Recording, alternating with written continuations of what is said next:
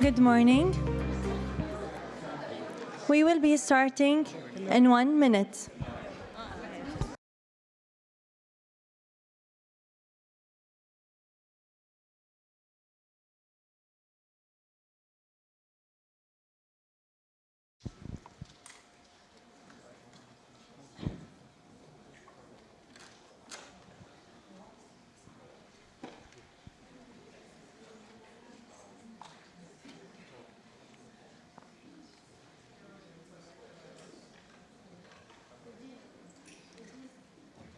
Good morning. Your Excellencies, distinguished guests, please stand for the national anthems for the United Arab Emirates and the United States.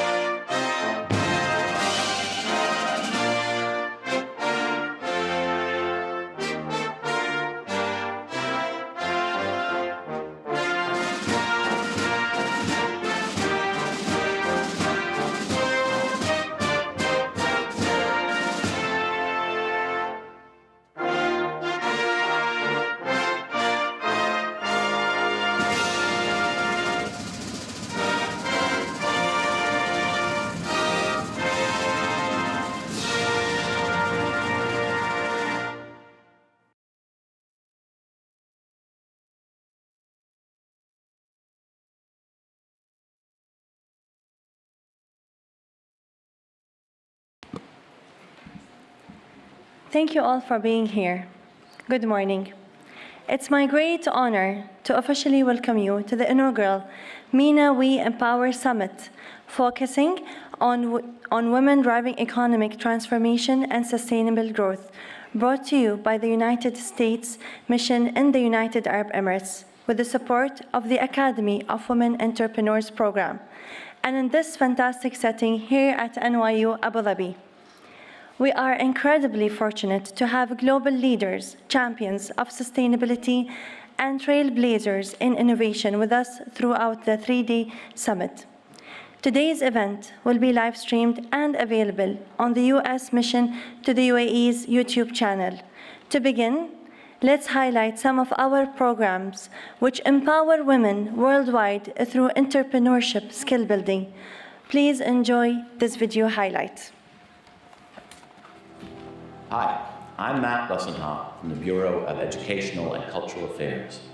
When the U.S. State Department launched the Academy for Women Entrepreneurs, or AWE, back in 2019, we wanted to help women expand their knowledge, network, and access so they can launch or scale their business.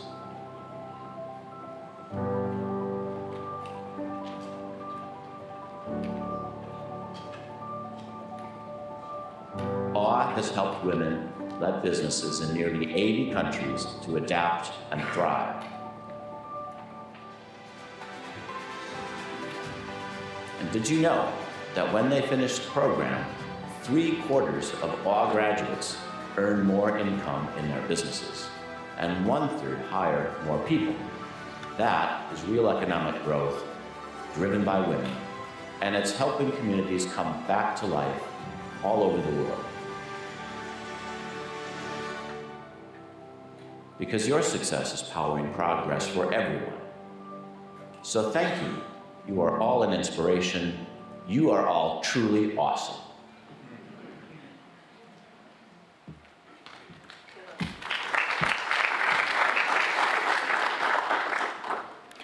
It pleases me to welcome the U.S. Ambassador to the United Arab Emirates, Her Excellency, the Honorable Martina Strong. Thank you.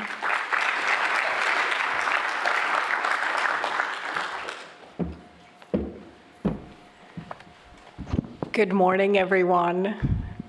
It is truly a pleasure and an honor to welcome you. And let me just say that on behalf of our entire mission to the United Arab Emirates, we could not be happier that this event is being held and that you all are part of it. First, let me welcome our distinguished guests. We are truly blessed here in the UAE to have extraordinary partners in the UAE government, UAE private sector, and really in every sector. And here I am truly honored to say a special thank you and welcome to Her Excellency Miriam Al-Mahari and to Her Excellency Razan Al-Mubarak. So thank you very much for joining us. And let me also welcome our special guest from the White House, Ms. Lindsay Merrill, who is the Special Assistant to the President of the United States of America and a Senior Director for Energy and Investment. Welcome, Lindsay. And really, all of you are partners, friends, allies, advocates, and I want to begin with a word of gratitude. But most importantly, I am really proud to welcome the women who are joining us here for this first inaugural summit. They are the alumni of U.S. government programs. You just saw an introduction of one of those programs, but there are many others that you have participated in, and you hail from 14 countries across the Middle East and Central Asia, and we are absolutely thrilled to have you here.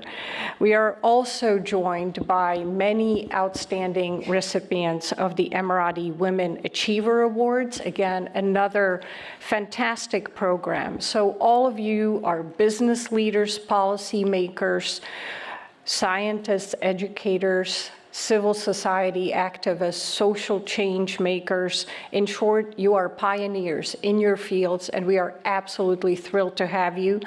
And I know that your unique perspectives, your vision, your experience will make this summit absolutely a tremendous experience for us all, and we look forward to hearing from you, learning from you, and joining your journey, even if it is for those 3 days that we will be spending together. So what I want to do is recognize all of our alumni with a round of applause, please.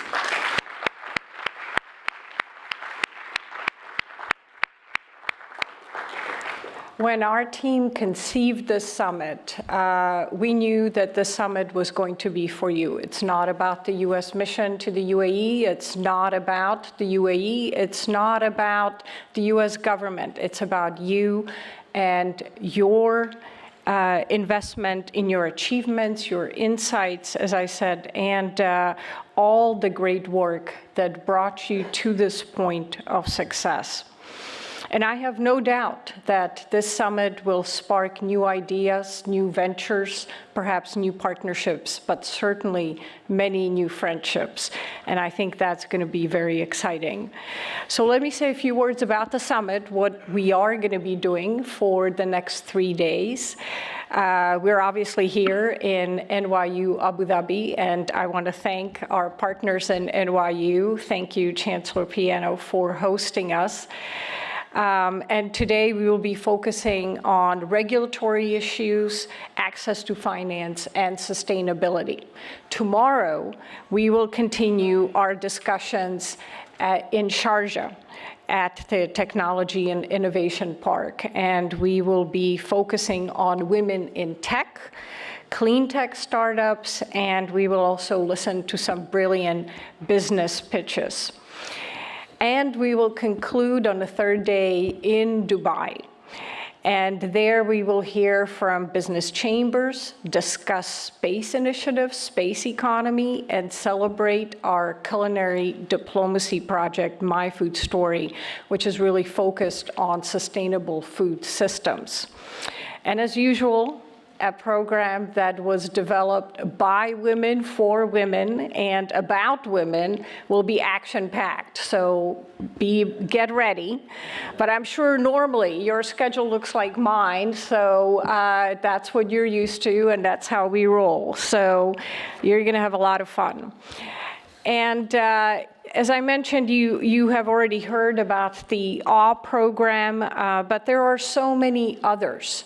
But before I talk a little bit about the programs that you all represent, I want to spend just a minute or two on our bilateral partnership and why it actually makes eminent sense for us to hold this summit here in the UAE. This is really the perfect gathering space and the perfect platform for the discussions we are going to have over the next 3 days. So first and foremost, of course, we have more than 5 decades of very close partnership with the UAE. It's a partnership that's built on friendship and cooperation and collaboration in really every field at this point. And I think some of you who have not spent time in the UAE may be surprised when I say that our two countries are quite similar. And there's really no mystery. We are both trailblazing countries united in our relentless focus on the future. And if you spend just a few days here in the UAE, you are struck by the Emiratis' focus on the farthest horizons and frontiers of knowledge. It is really palpable. And we have been working together, as I said, for 5 decades to innovate, find solutions to humanity's toughest problems. Most recently, of course, in Dubai for climate change. We spent 2 weeks together, COP28, but it was really, there was a long lead up and a lot of great work, including by Her Excellency. And it was a tremendous opportunity, again, for us to partner together and do something about climate change. And so I want to congratulate you, Your Excellency, for all your contributions in that regard. But I also want to say that at the very beginning of our partnership with the UAE, there stood a remarkable American woman. In 1960, Dr. Marion Kennedy came to the UAE, specifically to Al Ain, to open up a clinic with her husband, Dr. Kennedy. And her mission was to heal, to comfort, save lives. And she did that in their small clinic, the Oasis Clinic, which, by the way, is still standing. It is now called the Kennedy Hospital. But it is a very, very special part and unique part of our bilateral partnership. And it was Dr. Kennedy's leadership, courage, and devotion that made her such a beloved member of her community. And she was renowned throughout the region as Doctora Latifa, and she really was just a wonderful representative of the United States. And she was also a contemporary of another extraordinary woman, and that's, of course, Her Highness Sheikha Fatima. And Sheikha Fatima, together with her husband, His Highness Sheikh Zayed, built a country over the succeeding decades that was a nation of opportunities for both men and women. And today she continues that important work with her son, His Highness Sheikh Mohammed. And you can see her transformative, visionary leadership everywhere you look in this country. It is really extraordinary, but it's not just in the UAE. Her work extends beyond the borders of the UAE through her many charitable contributions around the world, and especially in this region. And so thanks to Sheikha Fatima, she has launched the UAE on a track where it's setting benchmarks, especially when it comes to women's empowerment, women's leadership, and women's entrepreneurship. So this is why the UAE is the perfect setting, and our programs have thrived here and have been fully embraced by the UAE and our Emirati partners. So I will not repeat the introduction that you heard about awe, but let me just say that here in the UAE, our work with UAE entrepreneurs has already generated $45 million in revenue and created over 500 jobs. So those are real jobs in women-led businesses. And globally, as you just heard, this particular program empowered 25,000 women in over, at this point, 120 countries. We are also sponsoring and are very proud of our WIN Fellowship, which is supporting innovative businesses such as Waste Lab, which was one of the companies that was featured during COP28. And we also have with us one of our WIN Fellows, Dhabi Al-Mahari. Where is... There you are, yes. The youngest Emirati entrepreneur and the youngest female to publish a bilingual book series. And I want to give her a round of applause.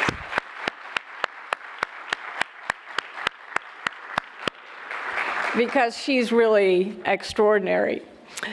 And we have, of course, partnered with Injaz UAE on our Junior Achievement Company program, and that has already helped 460 students, 60% of whom are girls, start their business with the help of mentors and U.S. business leaders in the U.S. and here. And these are not just empty statistics. These are businesses created. These are goals and dreams fulfilled. In short, these are lives transformed. And so I am very, very proud of these programs. But more importantly, I'm just thrilled that you have had an opportunity to participate in them. And I think we would all agree that when it comes to women economic empowerment, it's not just a nice to do, it is really a must do. Because when women are empowered, their entire societies and economies, and most importantly, their communities, their towns and villages thrive. But we all know that there are still many challenges that continue and persist. Crucially, women entrepreneurs still face a $1.7 trillion finance gap. Here in the Middle East and North Africa, female founders have raised only 1.2% of the total venture club funding that is available, but they have delivered twice the impact, twice the revenue per dollar invested.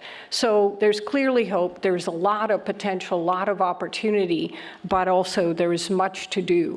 So this is why we have been so thrilled to have programs like AWE, like our cooperation with Injaz, and like the WIN Fellowship to support women and really help them advance their ideas and their initiatives.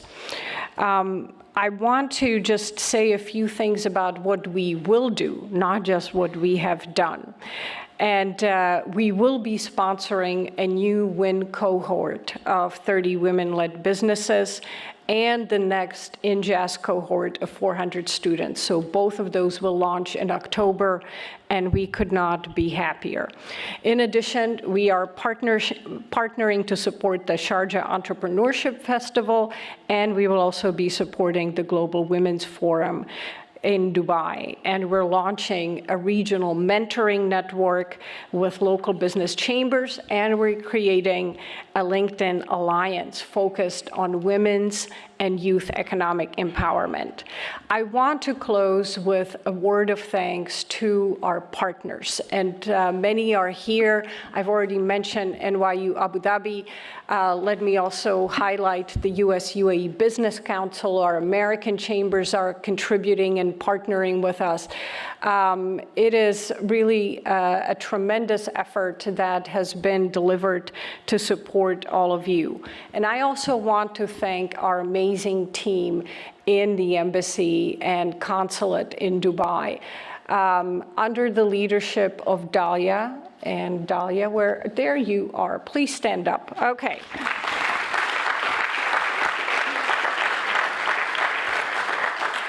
So, of course, Dalia was supported by a huge team of colleagues and partners, volunteers across our mission. But she's the visionary behind this summit, and she really does deserve a lot of thanks. And thank you for the inspiration, the motivation, and the belief that this could be possible. And finally, I just want to thank all of you again for being part of this journey, for joining us today, and wish you so much success, not just across the next 3 days, but in everything that comes beyond the 3 days. Thank you.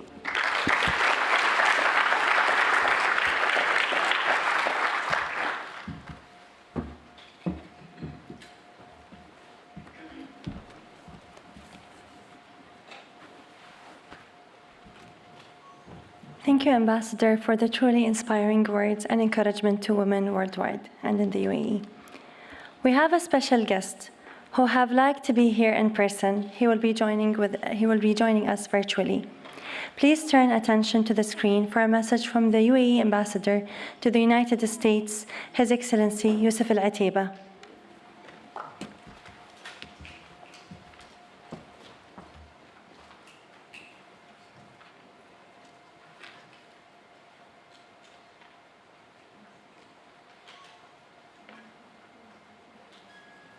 Ambassador Strawn, distinguished guests and friends, it's an honor to be a part of the Women's Economic Empowerment Summit. And although I can't join you in person, please accept my heartfelt wishes for a successful event. The Emirates has long recognized the value and truth that empowering women is not just a part of our tradition and history, but it's also an economic opportunity. It's a cornerstone of our national vision. We have seen remarkable strides in gender equality in the UAE over the past few decades. Women across the Emirates are now leading in diverse economic sectors, from technology and finance to healthcare and education. We have a commitment to ensuring that women have equal rights under the law, including guaranteed equal pay. And as the Emirates continues its transition to a knowledge-based economy, our robust investment in the education of women and girls has resulted in faster growth and stronger leadership across all sectors. And because of these efforts, we now have women ministers, astronauts, entrepreneurs, judges, diplomats, and much more. This is a testament to the Emirates' commitment to fostering an inclusive environment where every woman can achieve her full potential. And as a father, this mission is especially close to my heart. My daughter Samia inspires me every day with her curiosity, intelligence, and determination, and sometimes stubbornness. I hope that she and all young girls grow up in a world full of opportunity, one in which they're encouraged and championed to reach their full potential. I personally believe that a world where women thrive and lead is one where we all benefit. I genuinely appreciate your dedication to this cause and for all your efforts to create meaningful change.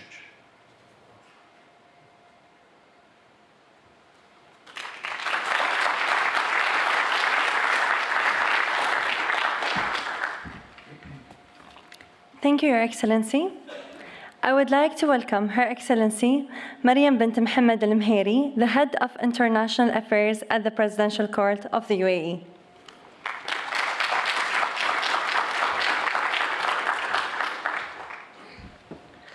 Good morning, Your Excellency, Martina Strong, Razan, my dear friend, Lindsay, welcome. And I know your mother is here as well, so welcome, mother of Lindsay. I know it's her first time here in the UAE.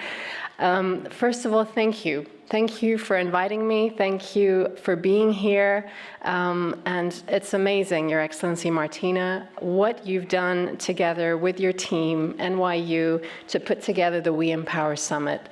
Just hearing the agenda that you have over the next few days sounds so exciting. I wish I had more time. I would have popped in as well on some of the other Emirates to see, but I think it's such a great idea to voice awareness of why this is so important. And when Her Excellency Martina came to me and said, Mariam, we want to invite you to this session, I had a little bit of a hard time to think about how am I going to go about talking about this topic of women driving economic transformation and sustainable growth, because there are so many angles to it. So reflecting, I thought, why don't I just talk to you a little bit about how I grew up here in the UAE, because the words that Her Excellency mentioned and His Excellency Yusuf Al Otaiba mentioned, I want to tell you what I experienced growing up here in the UAE. So I was born in Dubai, the eldest from two brothers and two sisters, and I followed the British curriculum, not the American one. I did my GCSEs and my A-levels, and then I went on to Germany to study mechanical engineering. Now, I want you to think this is now quite a few years ago. I don't want to tell you my age, but if I think about when I did my GCSEs, it was around about 1995. And I remember at that time, there was an award for the best female at secondary school and the best male student at secondary school. And I remember thinking, I want to get that award, because there was a nice check that came with the award. And I had a few things in my mind that I thought I'd want to buy with that. I was an avid horse rider. I loved doing show jumping, and it's quite an expensive sport, so I wanted the cash to buy a few things for my horse. Why I'm telling you this is that as a little girl, of course, it was compulsory for girls to go to school. And UAE, being such a young country, really pushed that girls not only go to school, but they excel at school, and they get incentivized by these awards. So I'm happy I got that award in 1995 for the best female student who did GCSEs that year. I also then went on and I got a scholarship. I wanted to study mechanical engineering. Again, this is a very male-dominant field, but the UAE was like, you want to study it, we'll support you with it. It's not that we have just scholarships for girls for certain subjects. You do what your heart desires. I want to share that with you because I think it's really important, reflecting back as a young student growing up here in the UAE, how I had that incentive and that drive around me. Another thing I will never forget, and this is something I reflect now that I'm also a mother, is the safety that the UAE gives us, the ecosystem, for women to really live up and thrive in their full potential. I think that's something we often take for granted, but when we go out in the world today and we see how unsafe some places are, we're like, wow, we're really lucky here to have our young children grow up in a very safe place. And so when I think about where this comes from, and I know Her Excellency mentioned it, our late founding father, the late Sheikh Zayed, he's the one who seeded women empowerment. I mean, he was, in the days where he first started ruling, you can imagine a lot of the neighbors were like, well, women should be at home and that should be their role. But he saw it differently. He really had foresight, and it reflects a lot in what we see today. So when you see today women ministers, I mean, 30% of the cabinet are women, 50% of the parliament are women.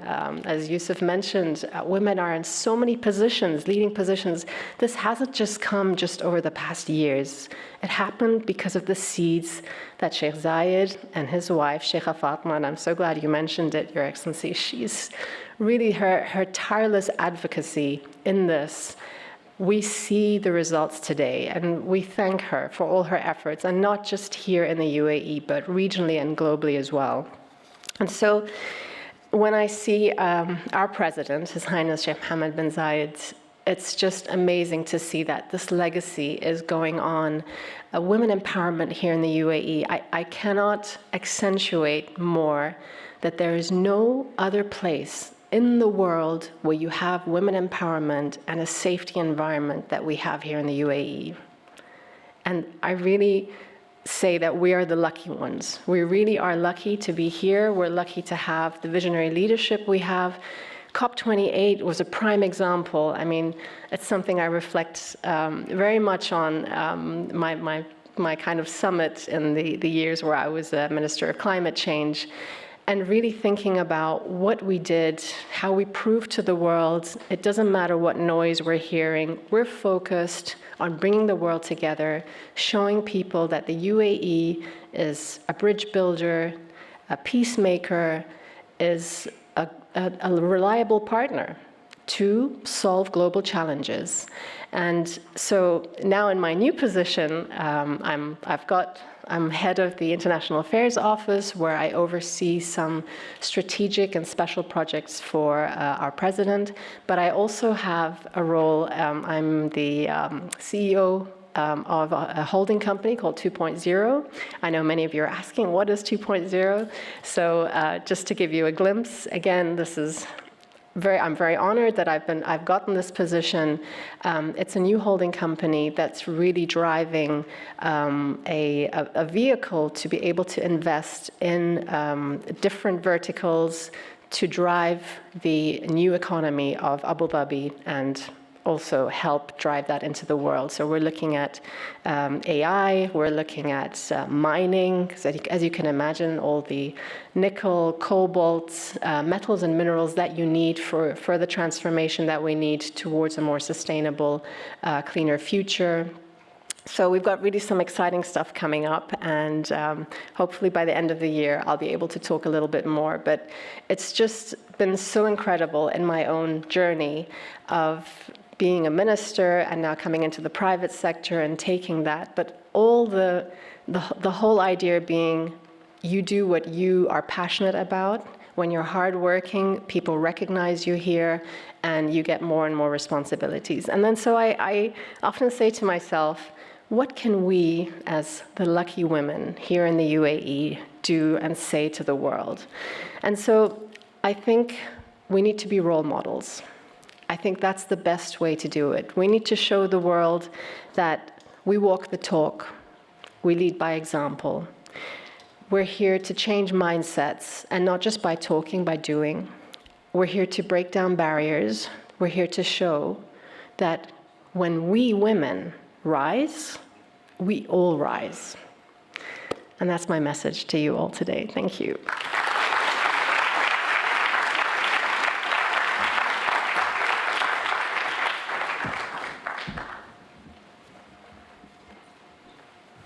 Thank you, Your Excellency, for sharing your inspiring journey and the way forward.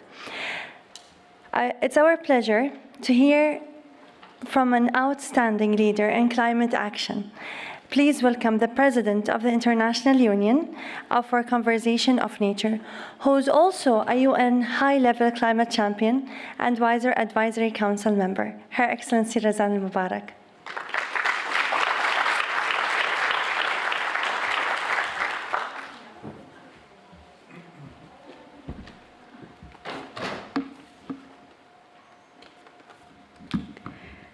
Thank you very much for this introduction. Good morning, everyone, and assalamu alaikum. What can I say? Genuinely, truly honored to join you today at the MENA We Empower Summit. We are gathered under the theme of women driving economic transformation and sustainable growth. But before I begin, I'd like to express my deepest gratitude and thanks to you, Your Excellency Martina Strong, the US Ambassador to the UAE, my colleague who joined us virtually from Washington, His Excellency Yusuf Al-Ataiba, our Ambassador to the US, my dear friend, my dear colleague and climate advocate and champion, Her Excellency Maryam El-Moheri, for inspiring us through her journey today, but also really laying the cornerstone for UAE climate action, not just domestically, but also internationally. I'd also would like to lend a word of thanks and gratitude and welcome to you, Lindsay, the Special Assistant to the President and Senior Director at the White House. And then our home today, NYU Abu Dhabi. The partnership, the community at NYU Abu Dhabi continues to be a beacon for dialogue, a platform where entrepreneurship is not just supported through research and development, but also incubated and celebrated. An institution that I have had the privilege to also be bestowed upon through your Global Leadership Award that I hold in extremely high regard and hope to continue to be an ambassador for both science and the liberal arts. Ladies and gentlemen, as the UN Climate Change High-Level Champion and President of IUCN, my role is to really accelerate action, and accelerate action in the real economy. It's really important that we break silos. We talked about sectoral silos, and I'm talking also about the need to break the silos between government and non-party stakeholders. And this platform today is a testament of what can happen when we do that.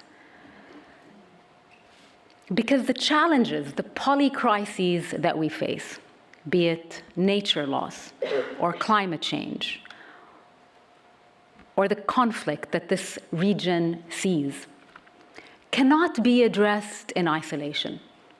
We must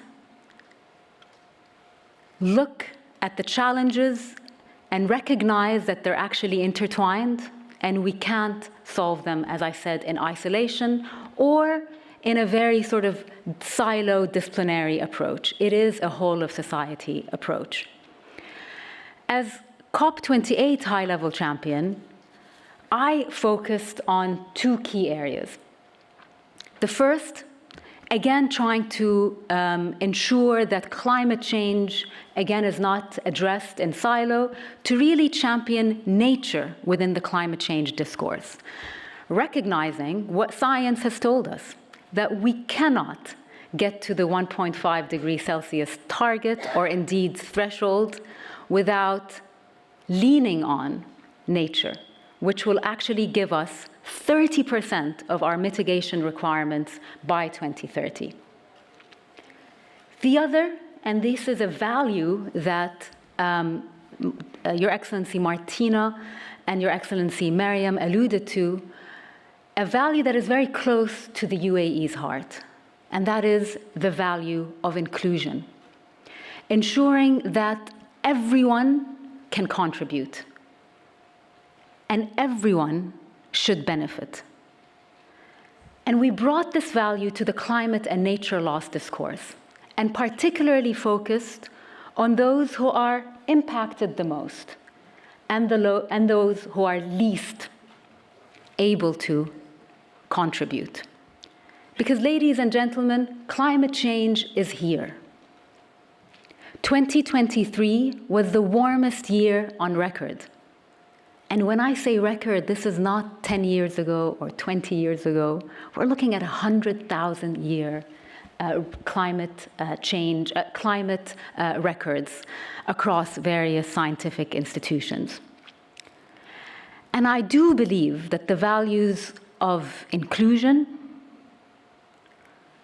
the values of looking at the future, the values of empowering women and youth led to the success of COP28 and led to the approval and agreement of the UAE consensus, which for the first time in any climate agreement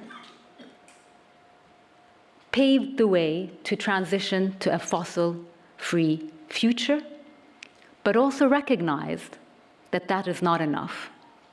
We need nature, we need women, we need indigenous peoples from all around the world, we need youth to contribute. And one of the major outcomes of COP28 that I'd like to mention here was the gender-responsive just transition partnership that was co-authored by the UAE and the US and many partners. And to date, we have 82 nations signed up to this partnership, and we look forward to our continued collaboration to ensure that all nations sign up to this partnership. Why? This partnership is critical because it ensures that women are placed at the center of climate action, not just as beneficiaries, but as leaders and decision makers. Why? This is important because actually climate change is a women's issue. Because women do bear an unequal burden in the climate crisis. Because women represent 70% of the world's poor. And so when we speak about an energy transition, when we speak about a just energy transition, it must also be a gender-just energy transition, because only through that we will be able to lift millions of women from poverty and protect millions of women from sinking into poverty. A just energy transition is supported by 3 pillars. First is recognition and acknowledgement. We must recognize that women and girls are those who are facing the most detrimental impact of climate change. But therefore, it's because of that burden that perhaps women are uniquely placed to provide perspectives and expertise on some of the solutions to address climate change. But we cannot keep leaning on anecdotal information. We need robust data. We need gender disaggregated data. And that is something that the UAE and its partners are working on doing with UN Women moving forward. But what does it mean in practical terms? It is exactly what O is doing, which is awesome. It is promoting access to training, access to education, and work in green industries to really advance women's economic empowerment.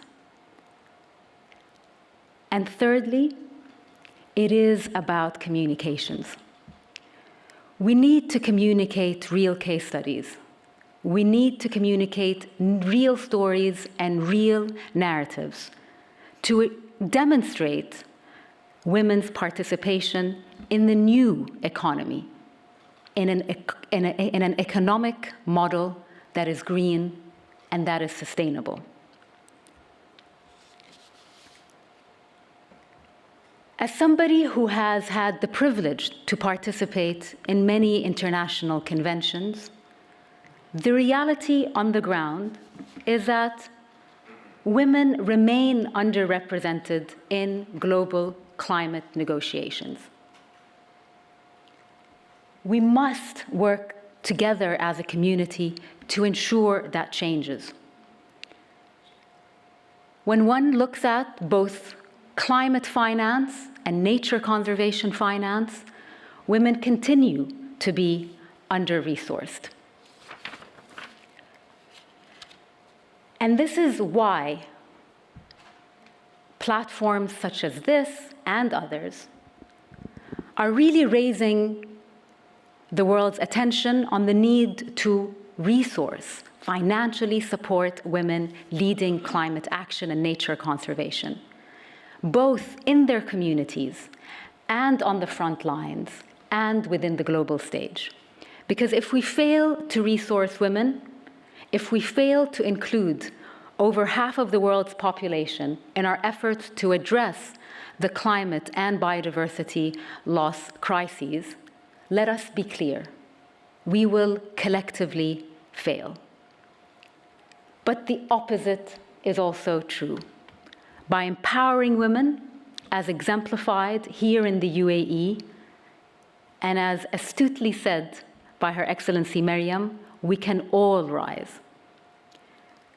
Because behind every strong nation, there are strong, empowered women. But this, ladies and gentlemen, does not happen by chance or coincidence. It is by design, by a deliberate vision, and by actionable policy. Thank you very much for your attention.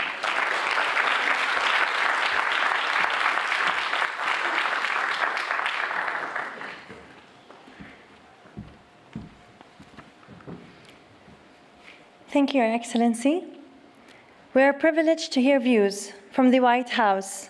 Please welcome Special Assistant to the President and Senior Director for Energy and Investments at the White House, Lindsay Morel.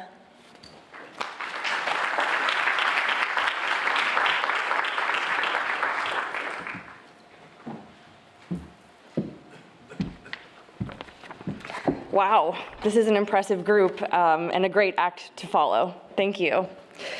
Good morning, everyone. I'm so honored to be here today. I would like to thank our ambassador, who has a very busy schedule, as we can all relate to. Her Excellency Maryam Al-Meheri, Her Excellency Razan Al-Mubarak, and my dear friend who beamed in from Washington, where I'm currently living, Yusuf Al-Otaiba. It's great to be back here in Abu Dhabi, my former home. It feels like I'm coming home every time I'm here, and it's lovely to see all of you here today.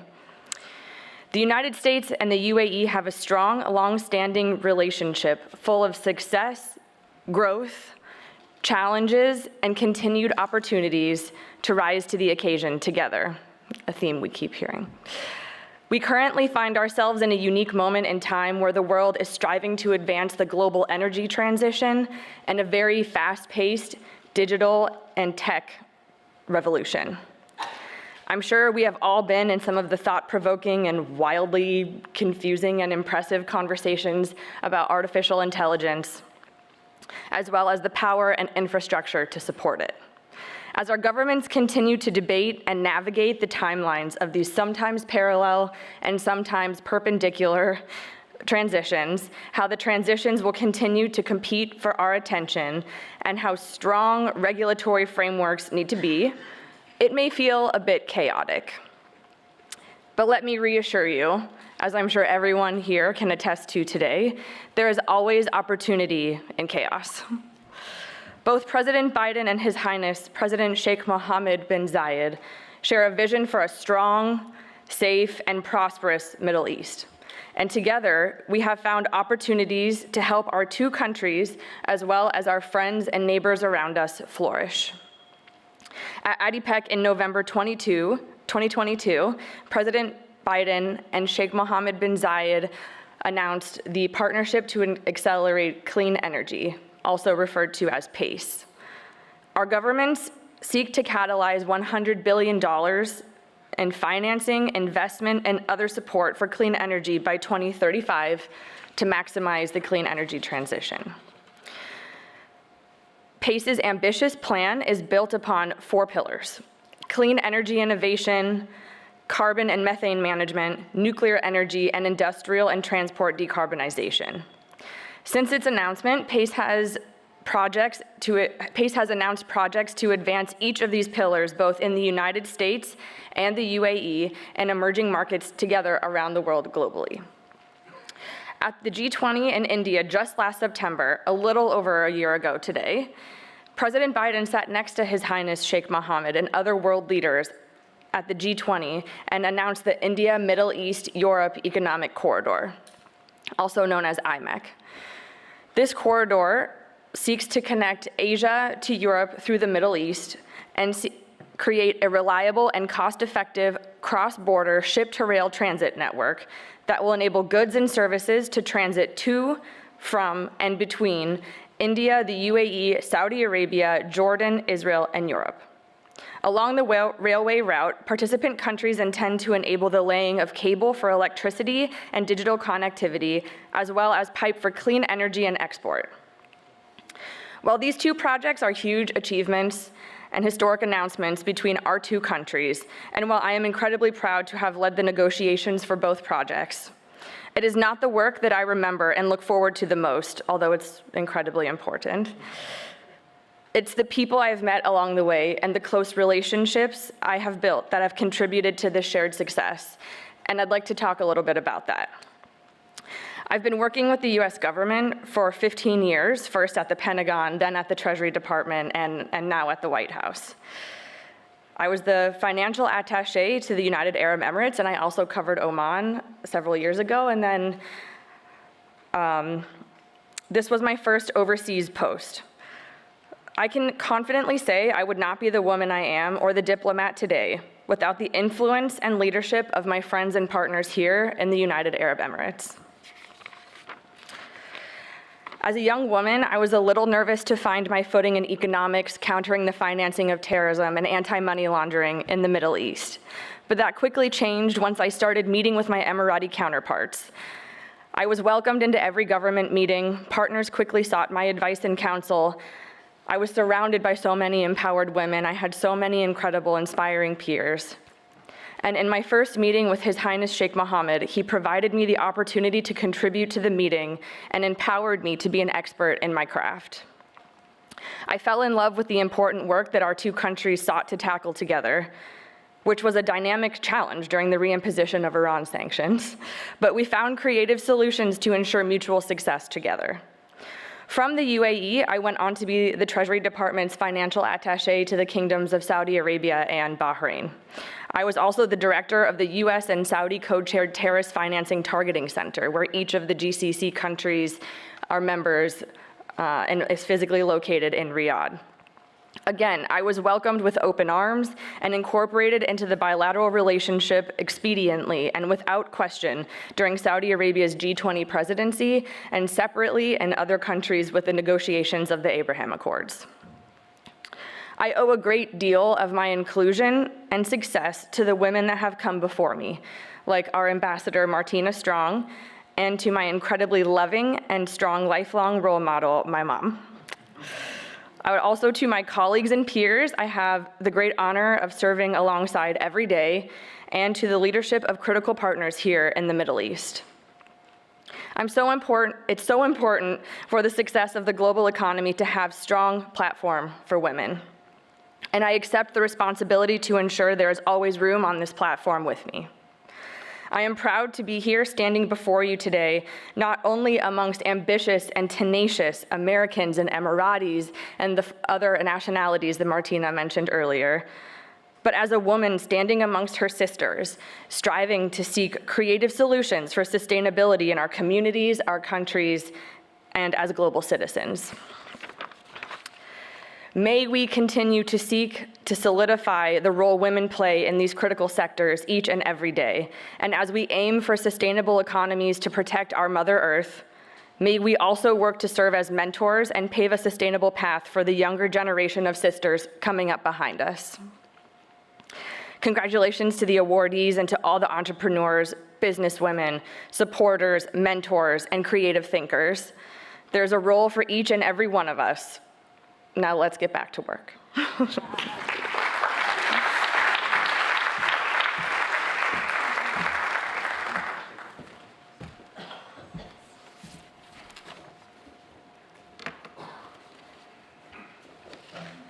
Thank you, Lindsay. And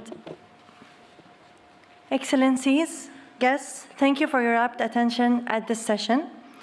The next session will be focusing on highlighting the women economic empowerment success stories. And it's in its US UAE edition, organized and moderated by START AD team.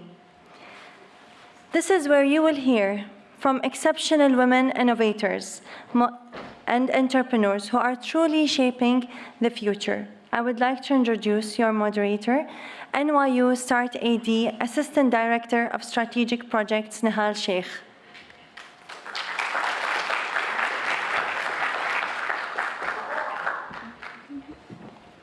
Thank you.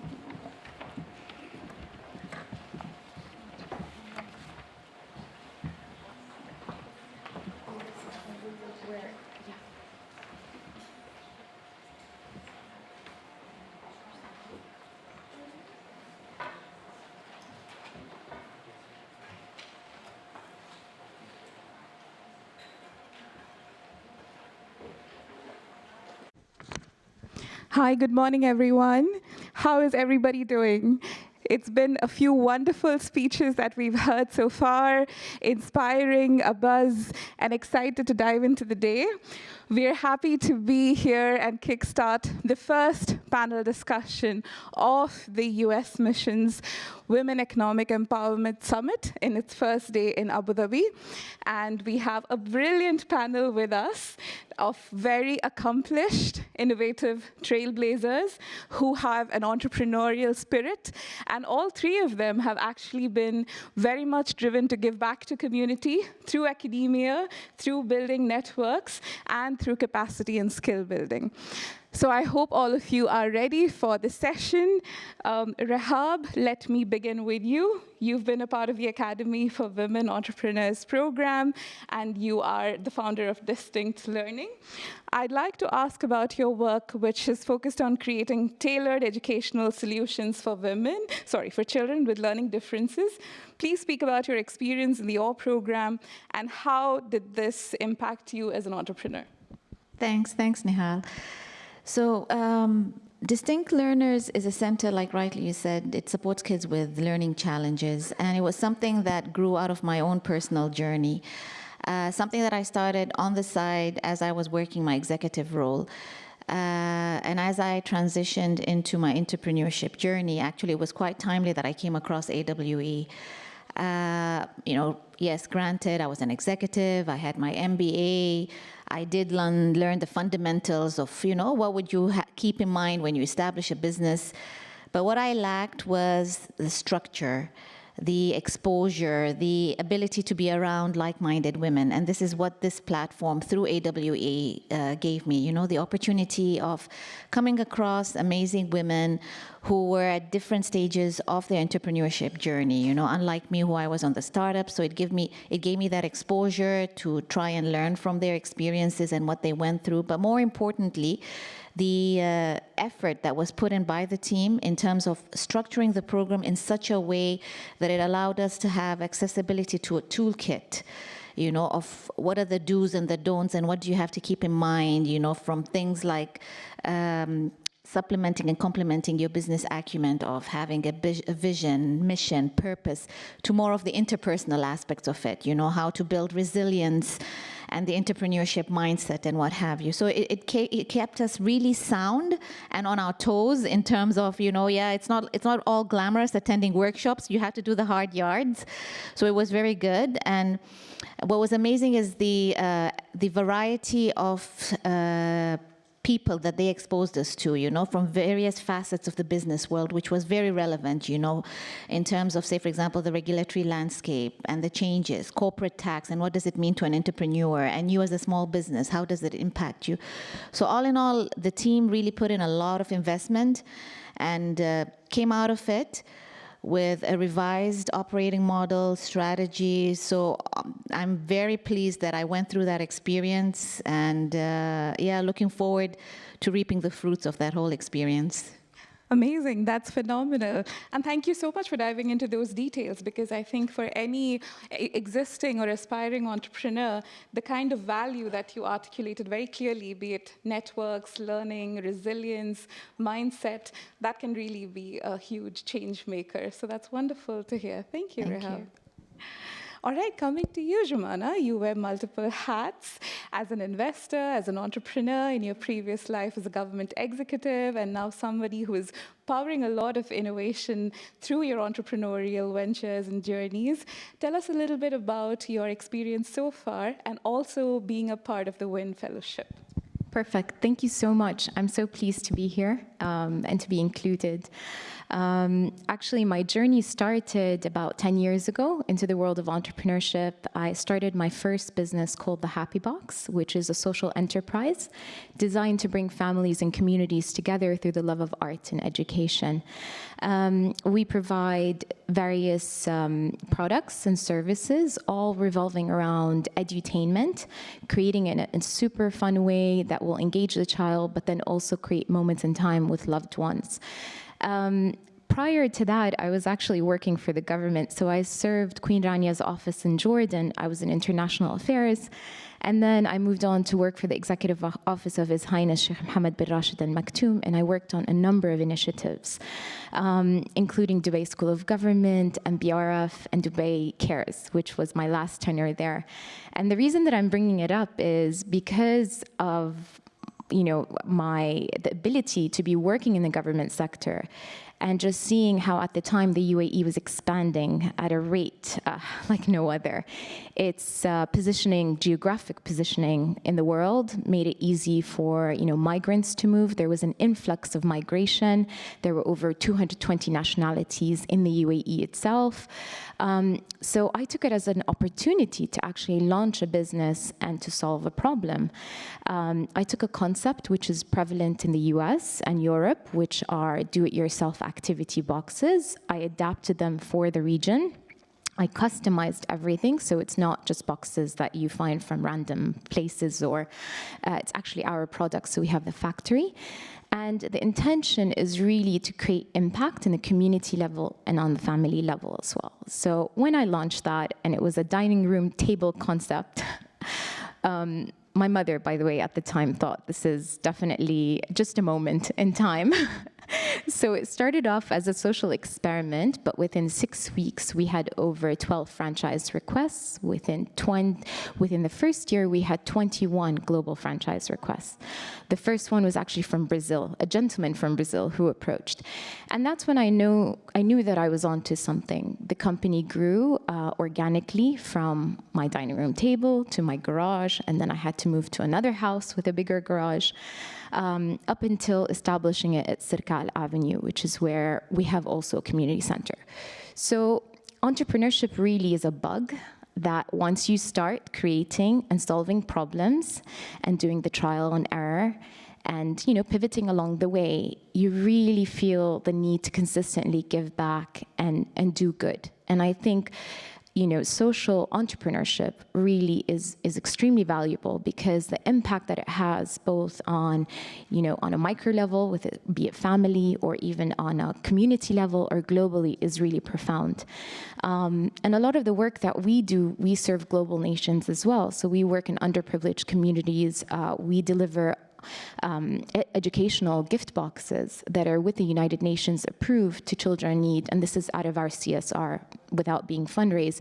But I think it's imperative to give back, and when your business is passionate and there's a social element, it ultimately grows. And we just celebrated 10 years of that engagement. Amazing, congratulations. And especially I think in the era where we're talking about tech addiction as well, especially when it comes to children and how can we instigate more creativity and independence. I think products like this, where you're doing both the innovation and technology embedding, at the same time nurturing a lot of creativity, family relationships, that's really phenomenal. And I think the success that you've seen is a testament to that. So thank you for sharing that. All right, we come to Fatima Al-Kawi. Lovely having you with us, Fatima. Fatima, for those of you who don't know, is the youngest Emirati inventor. She started inventing technology products at the age of 7, and some things that were very much relevant to her milieu and her world. So I remember when I met her a couple of years ago, she told me one of the first products she invented was a robot who could go to school on her behalf because she was busy inventing a lot of other things. So Fatima, tell us about your journey, especially as an Emirati young woman who has really been an inspiration with a lot of work that you do, both from a technology and inventions perspective, but also a lot of the education work that you do in terms of imparting skills and inspiration to the community, and on being a part of the Emirati Women Achievers program. Okay, thank you, Nahal, for this very beautiful introduction. I'm very happy to be here today. As you know, I carry the title of the youngest Emirati inventor. I am not young anymore. I have a job now, so I'm older.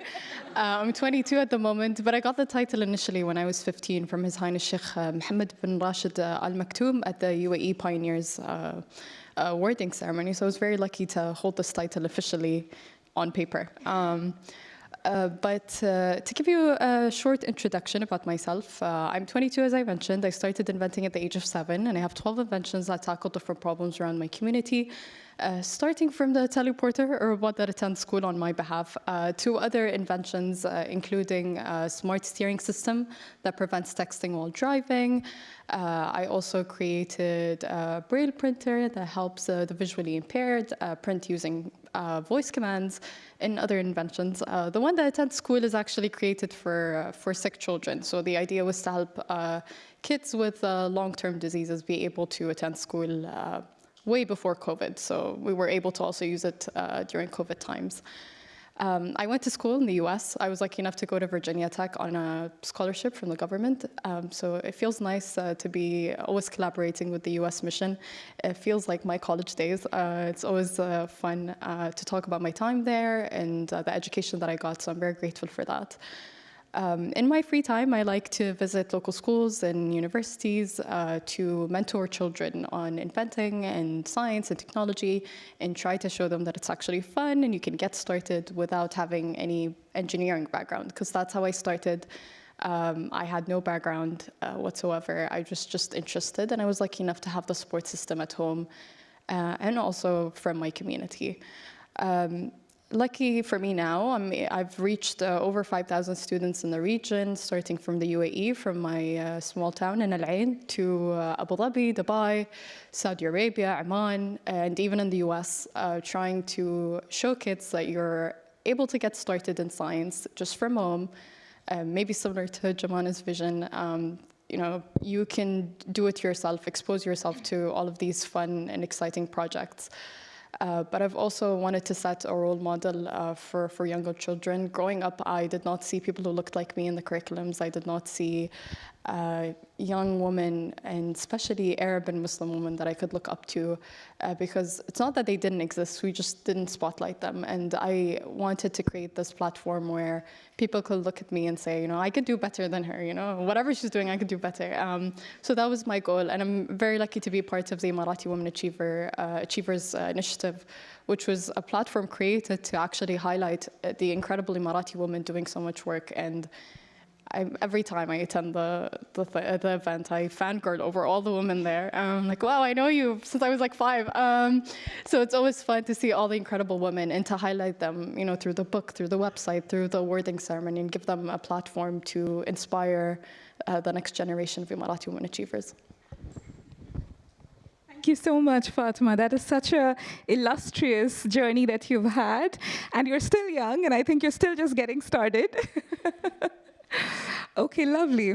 Let me come back to you, Jamana, especially in a space where, you know, you came from a place where you wanted to make a change. This is something that really meant a lot to you. It was a dream that you poured your heart and soul into. And then you scaled very quickly, right? And you went global, and you had lots of customers.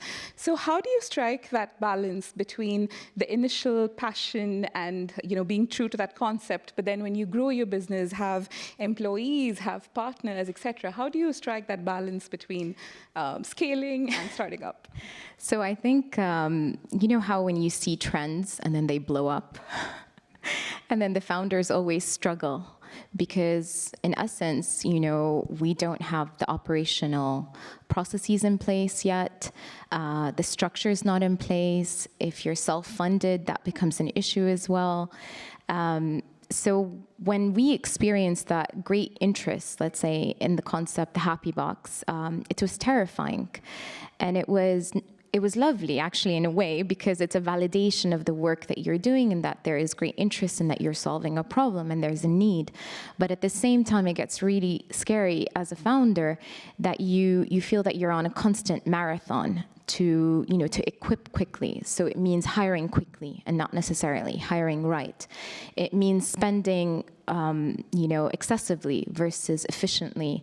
It means looking at operations that are, because you don't look at them long term, you just look at the short term effect.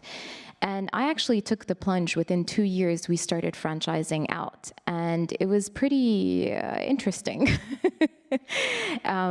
In a way, we got a chance to really learn about global markets and see what works and what doesn't work, and especially because our concept was a franchise model.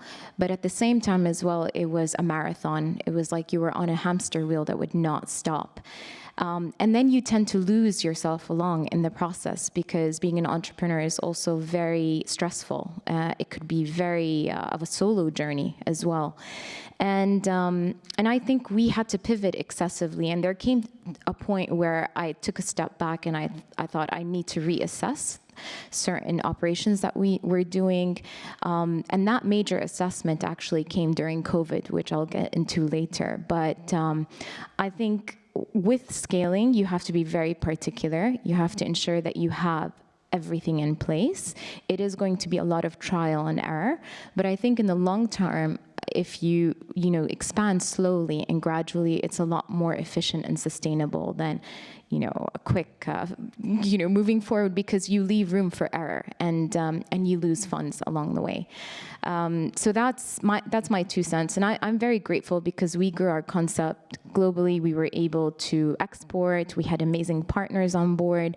So my journey was stressful, but I was very fortunate to have amazing partners, and I mean public and private partnerships that enabled us to grow.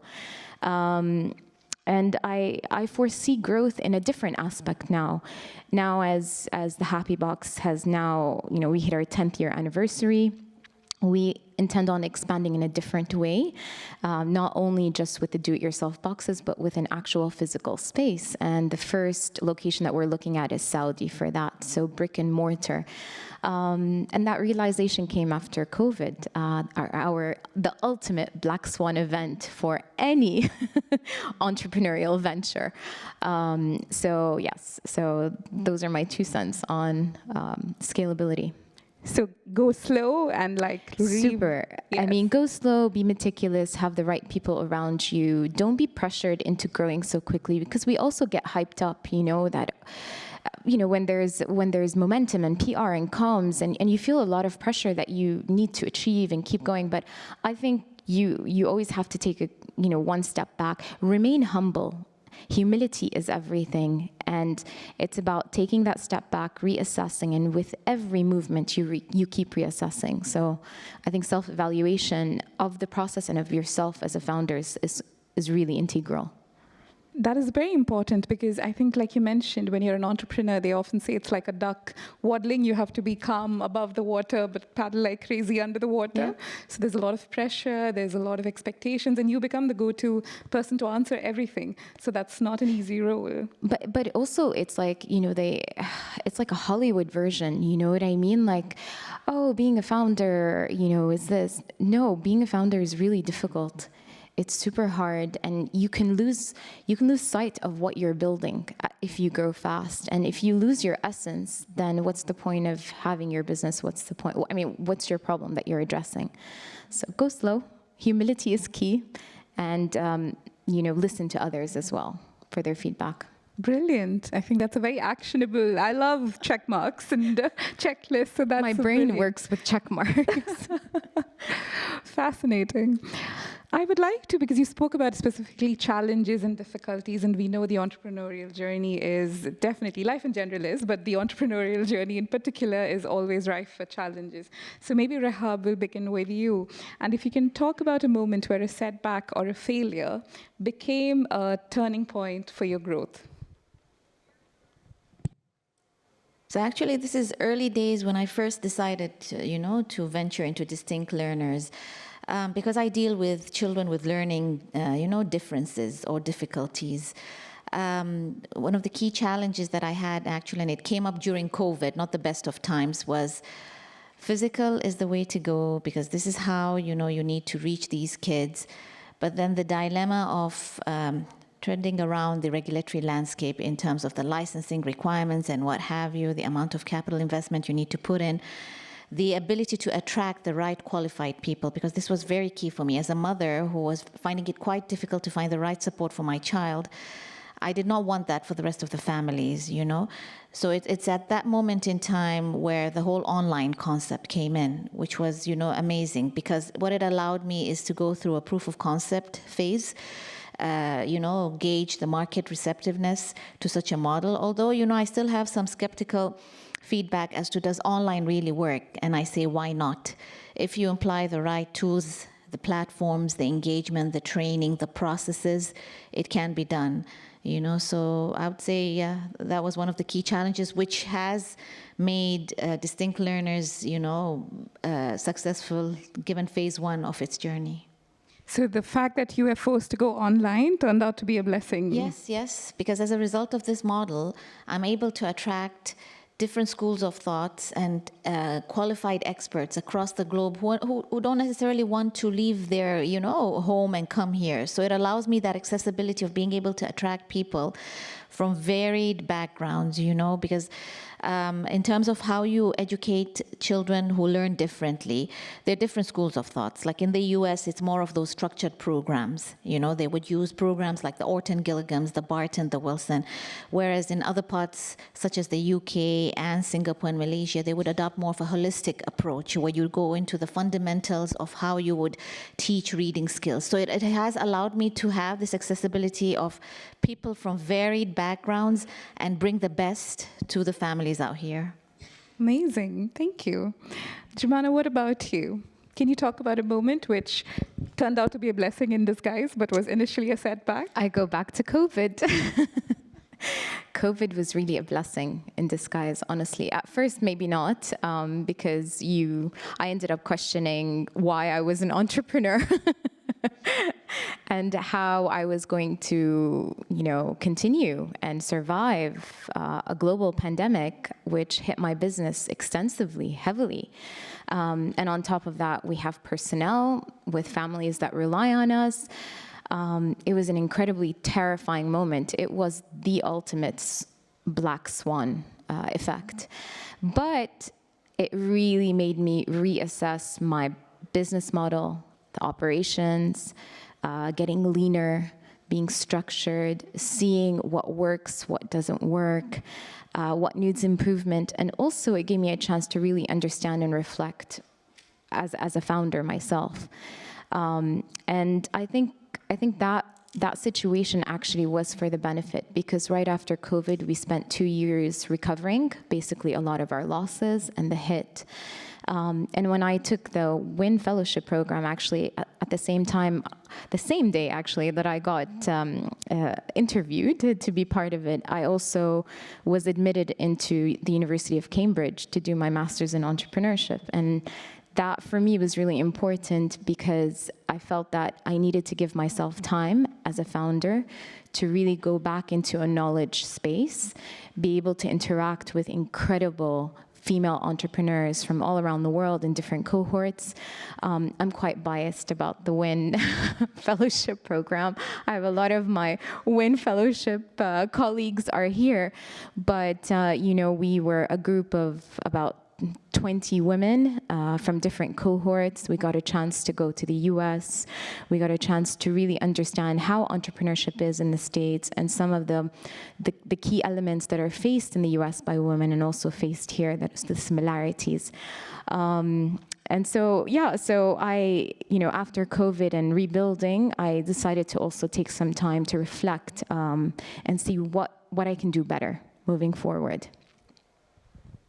That's fascinating. And You're right, because I remember even with the Academy for Women Entrepreneurs program, when we first were in discussions with the US mission to bring it to the UAE, it was supposed to be modeled for university students and to help them get inspired to get into entrepreneurship.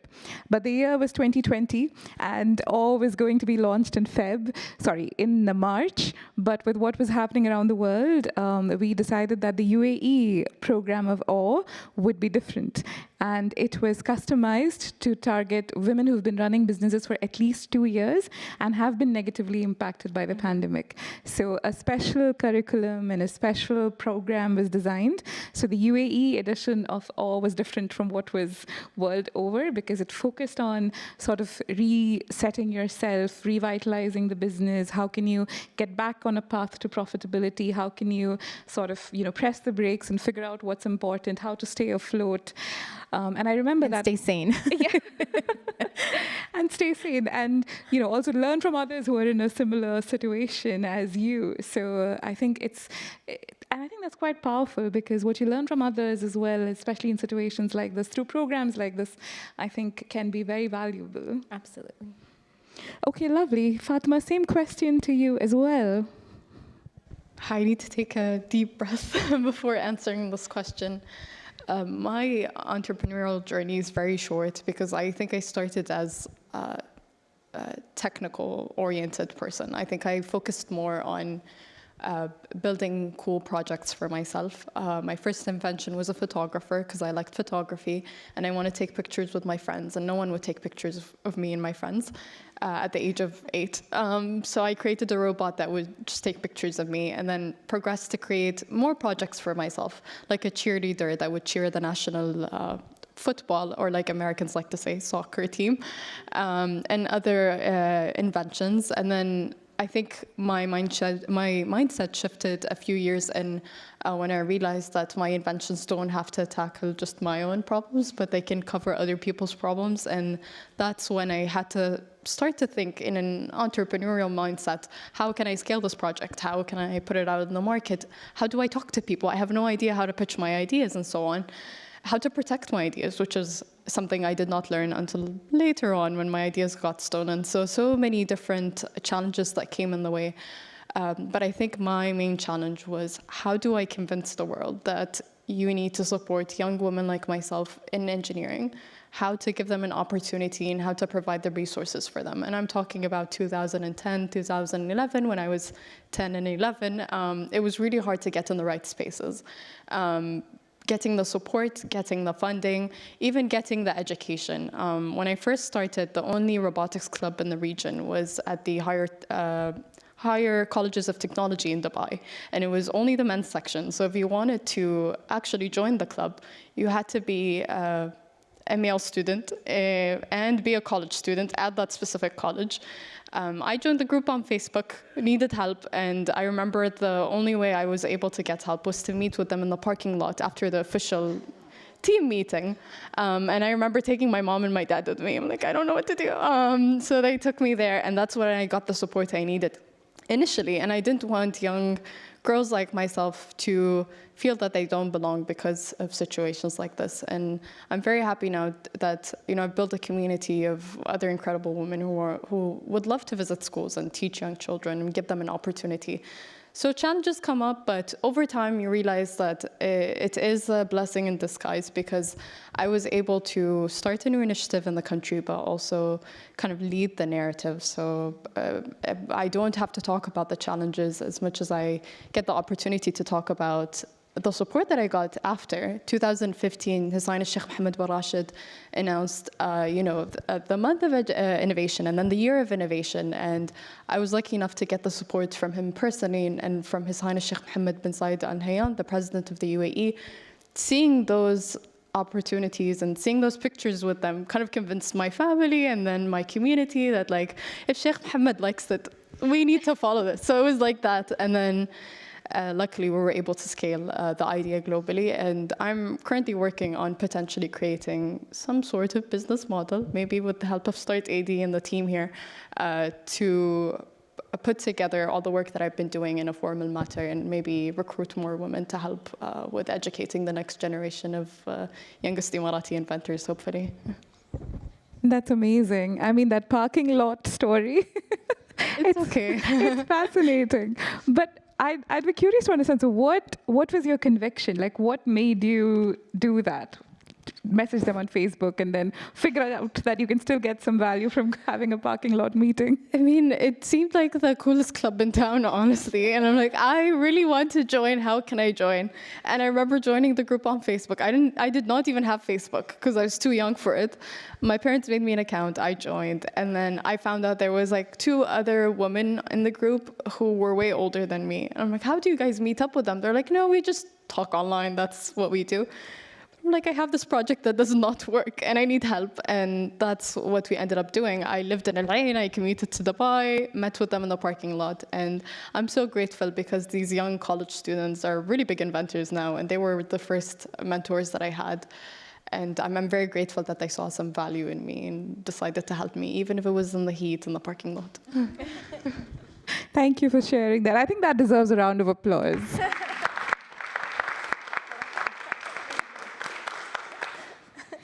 Lovely. So I think that brings up a very important point about having ecosystems and having opportunities that can enable more people to come into the fray, into this whole space. So maybe with Fatima, we'll continue with you. What would be some things that you would like to see in terms of how can the ecosystem better support more women to come into entrepreneurship, tech, and innovation? I think in our conversation preparing for this panel, we all agreed that we all were able to get started because of the existing ecosystems and the support that we have. And I'm very lucky that I'm a bit younger than everyone here because I was able to benefit from the programs that you all have paved for me. So I'm very lucky to be part of an existing ecosystem. But I think we are lacking in some areas when it comes to motivating women to remain in the existing ecosystems. When you look at the international statistics, you notice that a lot of women are interested in getting in STEM. If we're talking regionally, about more than 60% plus women want or graduate with degrees in STEM from local universities. So a lot of women are interested in STEM, but the real challenge, and I understand it now that I'm in the corporate world, is to allow them to continue in the places that they're in. It's not the ecosystems, it's not the funding, it's not, although we have challenges with that, but let's ignore that for now. Funding and other things, it's the feeling that they feel, and we'll talk about that later, maybe imposter syndrome and so on. They feel like they don't belong. So usually my recipe to fixing this is to recommend 2 or 3 things, if I can list them all. First thing is representation, as we mentioned, role models. It's very important to set example for young women, and especially women starting in the corporate world like myself, who have no idea what to do or who to look up to. It starts with the curriculums that we expose our students to in schools and universities, allowing them to see themselves, whether it's in the books, on TV, in the TV shows that they watch. My role models were all young, crazy boys who had labs and TV shows that I watched, and I never felt like I looked like them, but I related to them, I guess. So seeing someone who looks like them. And then second is integrating them within the existing systems. It's always amazing to create initiatives for women, targeted to women, created especially for Middle Eastern women or Emirati women. But once the program is done, what do? You know, we don't feel like we belong in the existing ecosystem. So making sure we have a seat at the actual table, not a table on our own. We're welcomed in the existing systems. And then finally, looking at things from an intersectional perspective. I think it's very important when we're creating initiatives that are created in other parts of the world, similar to the initiatives we talked about today, is to scope them to fit the needs of our region. It's always amazing to see initiatives come from other parts of the world, but if you don't understand the true challenges of Emirati women and the challenges of being in this part of the world, the programs won't be successful. Sometimes your challenge is not that women don't want to do it. Maybe your challenge is their mothers, their husbands, the society, the funding. There are so many parts that come into it. So ecosystems exist. Just make sure they represent us, you integrate us into the existing ecosystem, and also approach them with a more holistic understanding of what women need in this region. Thank you, Fatma. Again, I love the checklist. That's very useful. Entrepreneurs love checklists. That's what we do. That's true. And I think there are some people in the room right here who are already doing a lot of interesting work in the space to enable and facilitate ecosystems, and there's some food for thought that was shared there. I know this is also a topic, Jumana, that you care deeply about. In fact, I remember you bringing up the whole imposter syndrome and the importance of networks and ecosystems. Would love to hear from you. So I really believe in our ecosystem. I think we have one of the most profound ecosystems in the world, to be honest. What I do find is that this ecosystem is fragmented, which means that there are so many initiatives out there. There's so many networks, female networking platforms, accelerator programs, incubators, but they're all working in silos. So what I would love to see is basically more of a centralized and decentralized approach to supporting, females gaining access, be it to knowledge development, be it to co-founder matching, to, speaking engagements, to even board appointments, to funding as well, to those that need funding, to encouraging more women to actually build in the tech space versus in lifestyle, because as we know, funding is usually geared towards more, with a higher ROI and, more on the unicorn side. So I think there's it's an incredible time to be a woman in this region. If you look at the ecosystems that are being built across the GCC is phenomenal. I just think that information is very much fragmented, and there has to be more of an integrated approach because each entrepreneur is different, each experience is different, and yes, you look at eliminating barriers, access to funding, and all of that. But I think that if there is a structure in place where all this information is there, I think it would definitely add so much value and support. This is something that I'm actually building with my latest venture with Cambridge. It's called Her Tech, which is creating a social innovation hub where it brings together all of these incredible ecosystems and platforms under one roof. It's more of a nonprofit, and it works in a way where it supports the onboarding of women, either in technology or in entrepreneurship. Speaking of the imposter syndrome, actually, so I love the imposter syndrome. The infamous saying, I doubt, therefore I think, therefore I am. And I think doubt is really important. When you doubt yourself, it makes you rethink where you're at, reassess what you want to do, and then it helps you pave the way towards the person that you want to become. So in a way, that voice that sometimes you hear while you're getting ready in the morning by the mirror saying that you're not good enough, you are good enough, obviously. But it's about taking that and really pausing, thinking about what it is that doubt is telling you, and how can you really put forward a roadmap about what you want to achieve. And I think self-reflection is important. I can totally see that you're a very introspective person overall. An introvert too. And I'm sure that's been a huge factor in the journey that you've had. That's brilliant. Rehab, coming to you as well. So what are your thoughts on ecosystem and networks and communities to support women in entrepreneurship and innovation? Yeah, as rightly mentioned by Jumana, we're blessed to be in a country that's, very cognizant of the importance of what women can contribute. And while we have the ecosystems and various programs and what have you, but the element of continuity is still lacking. You have certain programs where, yes, alumni then are established. But then, for startups, you still want that self-check-in in terms of mentorship and coaching, including, say, for example, because of the bilateral agreements that the UAE has with so many international countries, and it's in the forefront of advancing society and technology and what have you. If we can have perhaps the government work on streams in terms of, various startups and businesses that are driving the economy in particular sectors, and then almost have like task force that educate and supplement and augment and even create partnerships between the various businesses. Yes, we live in a competitive world, everybody for himself and what have you, right? But if we are to work towards, say, for example, diversifying the economy of the UAE, you know, I believe if it centrally can come from the government in terms of driving all these ecosystems together, as Jumana said, which are quite fragmented, and just basically being able to then speed up the trajectory journey of a startup per se. I mean, I talk, for example, from distinct learners' perspective, right? So we're into making a difference in children and how they learn differently.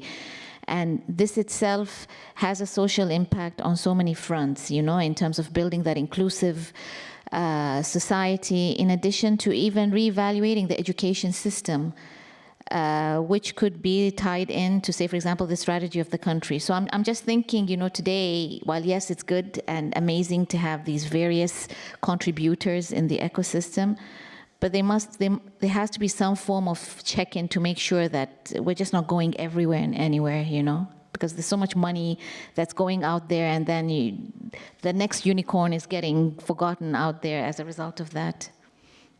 That's a very interesting point, because I think one of the challenges that are there in the region as well, specifically in the last decade or so, a lot of money is being invested into innovation. But if you look at the Global Innovation Index, the outcomes aren't where they're supposed to be. Of course, it's a nascent ecosystem. It's still new. A lot of things are falling into place. But I think what you mentioned in terms of maybe aligning it with the visions that are there in place and having some milestones and having maybe a stronger role for other organizations to play in these networks, be it government partners or maybe media or associations, I think that could also add a lot of value. And your point about after the program, what happens, right? So I think that also is a very important aspect to it. I would love to ask all of you, I mean, we're all talking about often messages to the next generation, but I would love to ask all of you, what would your message be to those who came before you? Because like you mentioned, for instance, on role models and what's happened before, I think there are a lot of people, men and women, who've done some amazing work to create the place where we are now, and hopefully we all steer it forward to the next level as well. But I'd like to hear from you on what do you think has been amazing work that the people before have done that has created this opportunity today, and what could be the work that we could do to create better opportunities in the future. Would you like to begin, Rahab? Seeing that I've been in the country for over 40 years, you know, and I think one thing that has driven this nation is the vision and the can-do attitude, and nothing is impossible. That drive, you know, and having a lasting impact on society and various communities across the board, I think that has driven, and I think even the next generation of entrepreneurs or the workforce, we shouldn't lose, you know, sight in terms of we want to drive towards making an impact and creating and making change. It's not about, you know, publicity and what have you, but how do we contribute in shaping society and, you know, reinventing how things are done and so on and so forth. I think that vision has to continue. Great, thank you. Jumana? I'm personally very grateful for my family in general, especially my father. I'll tell you a quick story. I was about 5 years old. I come from a huge family. We are 6 siblings altogether. I have 4 brothers and 1 older sister. I'm the baby in the family, and sometimes they call me the mistake. So between me and the eldest brother is 19 years. Between me and the youngest one out of their group, same mom, 13 years. And at the time, it was in the 80s, and, you know, where going out to, you know, partying was very much prevalent in New York City, and seeing my brothers get dressed up and go out. And I was so annoyed that I wasn't a boy. And I remember going to my father really angry at the time, and I said, "Baba, I want to be a boy." And he looked at me, and my father is a feminist. He was a diplomat. He supported hundreds of thousands of women globally. And he looked me straight in the eye, and his eyes are these aqua blue eyes, bless his soul. And he told me, he's like, "Baba, your greatest weapon in life is that you're a woman and an educated woman." And his words stuck by me throughout my upbringing. And it's true. They set the tone as to what you can and you can't achieve. And within my context and my family and my upbringing, I knew that I was able to achieve anything that I put my mind to. So I have a lot of great gratitude for having a supportive environment like that. Because honestly, I think my gender has never hindered me. On the contrary, it has opened up extensive doors and has helped me throughout my journey. Kudos to your dad also for setting that role model and for setting you and empowering you in your mind at such a young age. That's absolutely, I think it's a very important thing. In fact, many times I hear people talk about how a small movement like this with family totally changed how they saw things. So that's brilliant to hear. Fatima, what about you? I think a lot of people focus on the opposite of your question every time we go to events. They always ask us, what do you want to tell the next generation? What's your advice for a woman coming after you? And I think I always forget the responsibility that I have, not as a role model to the next generation, but my responsibility as someone who has come after many incredible women who have paved the way for me.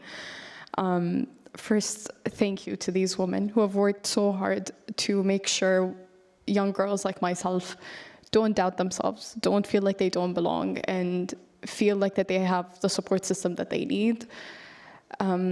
I come also from a big family. I'm the only woman in my family who was able to study abroad and get an engineering degree. My mom studied IT, but in a local university. My grandmother does not read or write. So we're this very short experience of all these women reflects the experience of so many women in the UAE. Our grandmothers did not get the opportunity to learn, maybe. Our mothers were the first in their family to go to college, and then now this new generation is conquering the world with getting degrees all over the place. So if I thank my family, I don't think it's enough. I also have to thank my big family, the government of the UAE, His Highness Sheikh Mohammed bin Zayed Al Nahyan, who sent me personally to study abroad. Her Highness Sheikh Fatima bint Mubarak, that welcomed me after coming back from my studies and asked me all about my studies and made sure I had the smoothest experience abroad.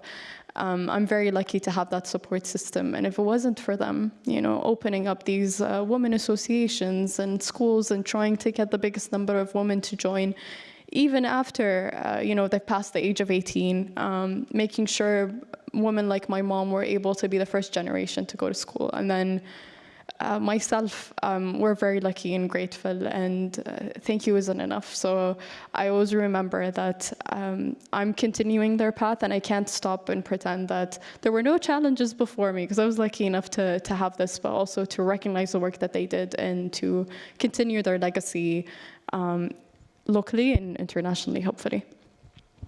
Thank you. That was so heartfelt, Fatima. I actually, as a part of the Emirati Women Achievers program, that's also under the patronage of Her Highness Sheikh Fatima. This is a story I tell a lot, so I think people who know me must have been a bit tired of this, but I'm going to say it again because I think it's fascinating. When the UAE was formed in the early 70s, Her Highness Sheikh Fatima and His Highness Sheikh Zayed, may God bless his soul, they were very much working shoulder to shoulder to ensure that women go to school. And when the country was formed, they made it mandatory for little girls to be sent to school. And again, because they were so much working from the grassroots and embedded into the community, a lot of the parents shared reservations because they were fine with sending children to madrasas or the Islamic schools, but they weren't happy sending their children far away to the regular schools. And Her Highness Sheikh Fatima then said, it was the mums and the parents who were uncomfortable with it. So then she mandated that the parents accompany the children and go to school together.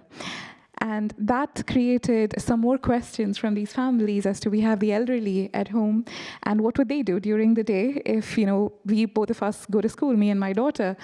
And Her Highness, in her infinite wisdom, mandated that children's mothers and grandmothers go to school together in the 70s. And I think that is, that's why I keep saying the story. I'm like, what?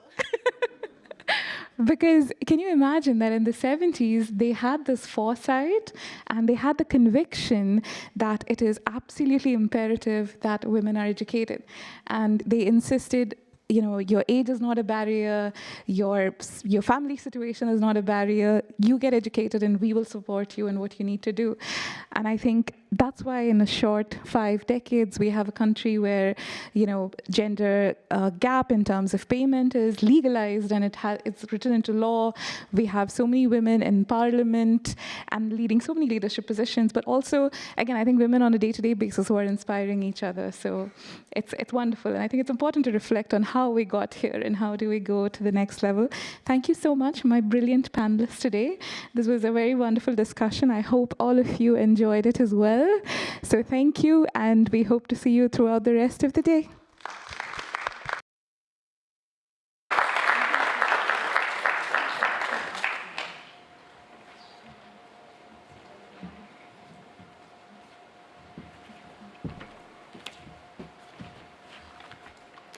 Thank you so much for sharing your journeys, your inspiring stories, and the startup. You can take one picture.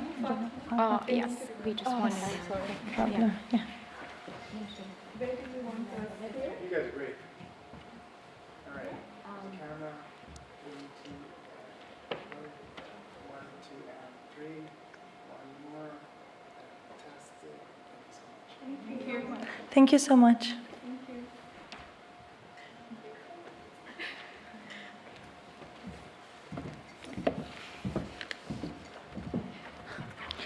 Please join us in giving them a round of applause for sharing such unique, inspiring stories. Now we're all warmed up. We've had a couple of sessions that taught us a lot about their journeys of the successful individuals, and as well as ideas. As ideas are flowing and further creativity pulsing, let's take this opportunity to network and to connect together. Before we go on the break, I would like to announce that we have arranged 2 exclusive masterclasses led by leaders in their field, and those 2 sessions will be located at Start AD in the main atrium above. The first session will be about purposeful leadership led by Her Excellency Noor El-Tamimi, which starts sharp at 2 p.m. The second one is one of the other topics that has been spoke about a lot. It's artificial intelligence tools for business, led by Dr. Samani, which starts at 3 p.m. Please make sure to sign up for the one that fits you best. We're supposed to gather back again here at 1:30 p.m. for the next panel. Thank you so much.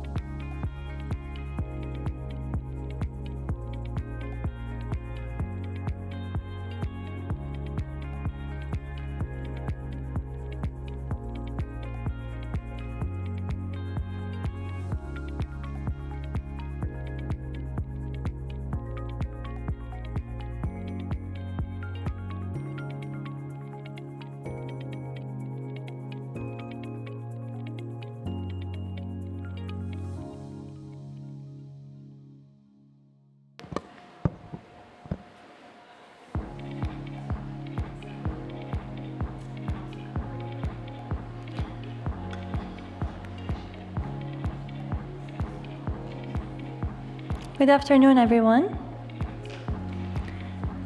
An updated announcement for the master classes. We are going to swap the following classes. The Purposeful Leadership led by Her Excellency Noor Al-Tamimi will be starting, instead of 2 p.m., will be starting at 3 p.m. And the AI Tools for Business led by Dr. Samani, which initially planned to start at 3, will be starting at 2. So Dr. Samani's session, the master class, will be at 2 p.m. scheduled at the Start AD Central that you can find it in the upper atrium location. Yes, please.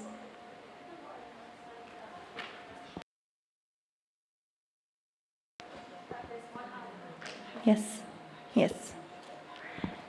Dr. Samani class will be starting at 2 p.m. and Noor Tamimi class will be starting at 3 p.m. Yes, yes. The access to bridging access to finance from 1:30 to 2:15 will be definitely here. Yes. Thank you. We look forward.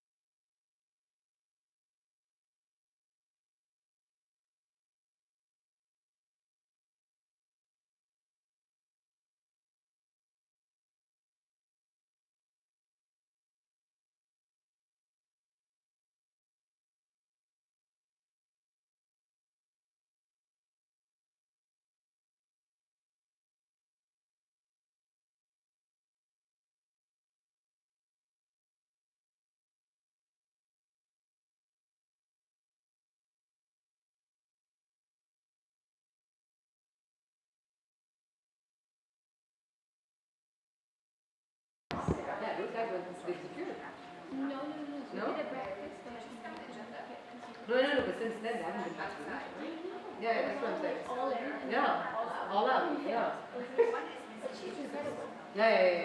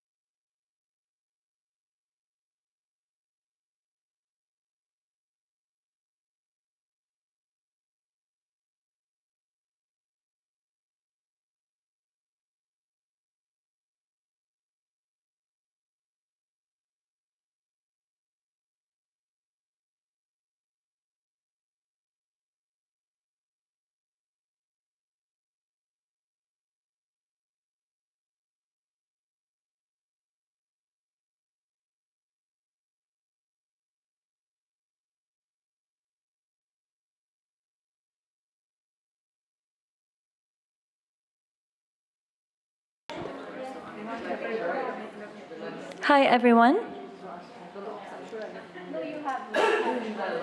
Good afternoon.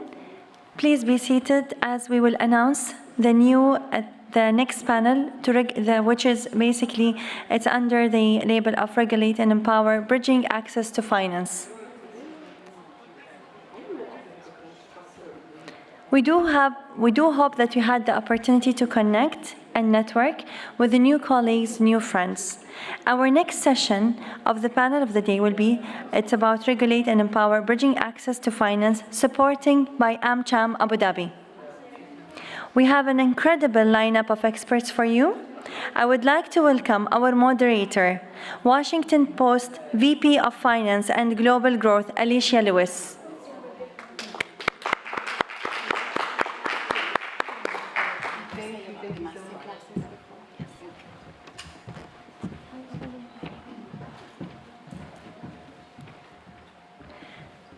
Thank you, Alicia. Just a quick reminder, the master classes has been set and has been confirmed.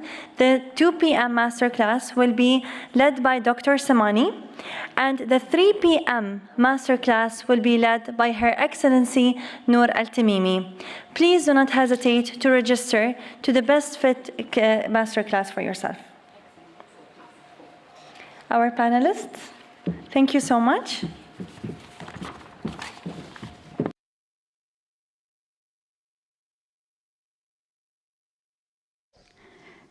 Test, test. Oh, I can hear it.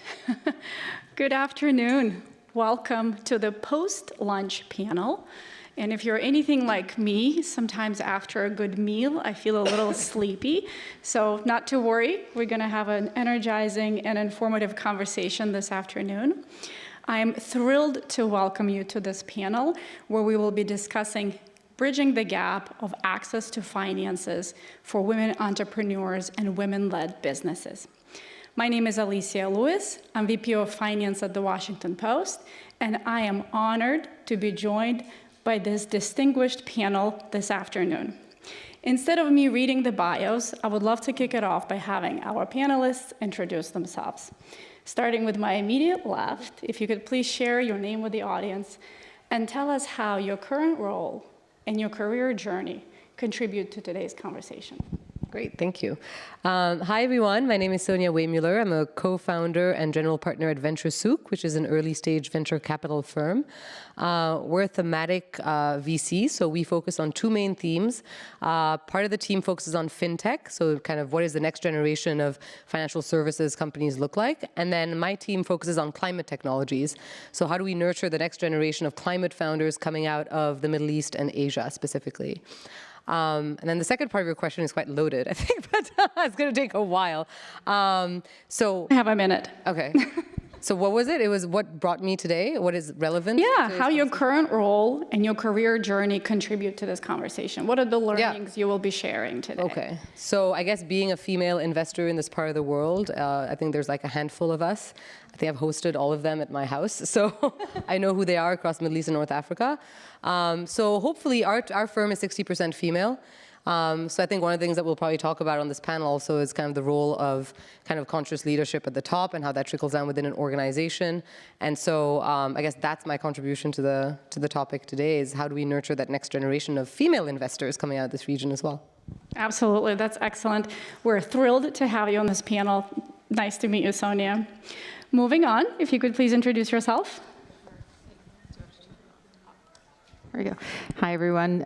Joanne Koba. I'm the Senior Vice President for Government Affairs at Visa for the Central Eastern Europe, Middle East, Africa region, for short, CEMEA, if you ever heard me say that. And I just moved back. I was just telling Sonia, who I knew from a long time ago. I've moved back recently. I was in Amsterdam for a while where I used to do government affairs for Uber. What's interesting about the experience that I've had is while I've definitely worked in more standard tech and not so much in finance, a big theme common thread throughout my career has always been there was an entrepreneurship lens, whether in a big organization like Visa, where we focus on finance, SMEs, product, et cetera, which we'll talk about throughout the session. But then, for me, that theme of entrepreneurship, I worked in crowd investing platforms, seeing how companies and how especially female entrepreneurship can leverage the existing ecosystem either for funding, capacity building, mentorship is critical. And one of the things I've just always admired about this region is seeing the incredible amount of companies and organizations like Venture Souk that have been able to thrive, and very much leverage the existing larger ecosystem. So all those bits and pieces coming together has always been an amazing, and I think for female entrepreneurships, how to leverage that is absolutely critical. Thank you, Joan. And by the way, something I learned right before the panel, that all of the panelists have actually met each other before. I didn't realize this before we met, so I'm really excited to have everyone here and have your perspective shared today. Moving on.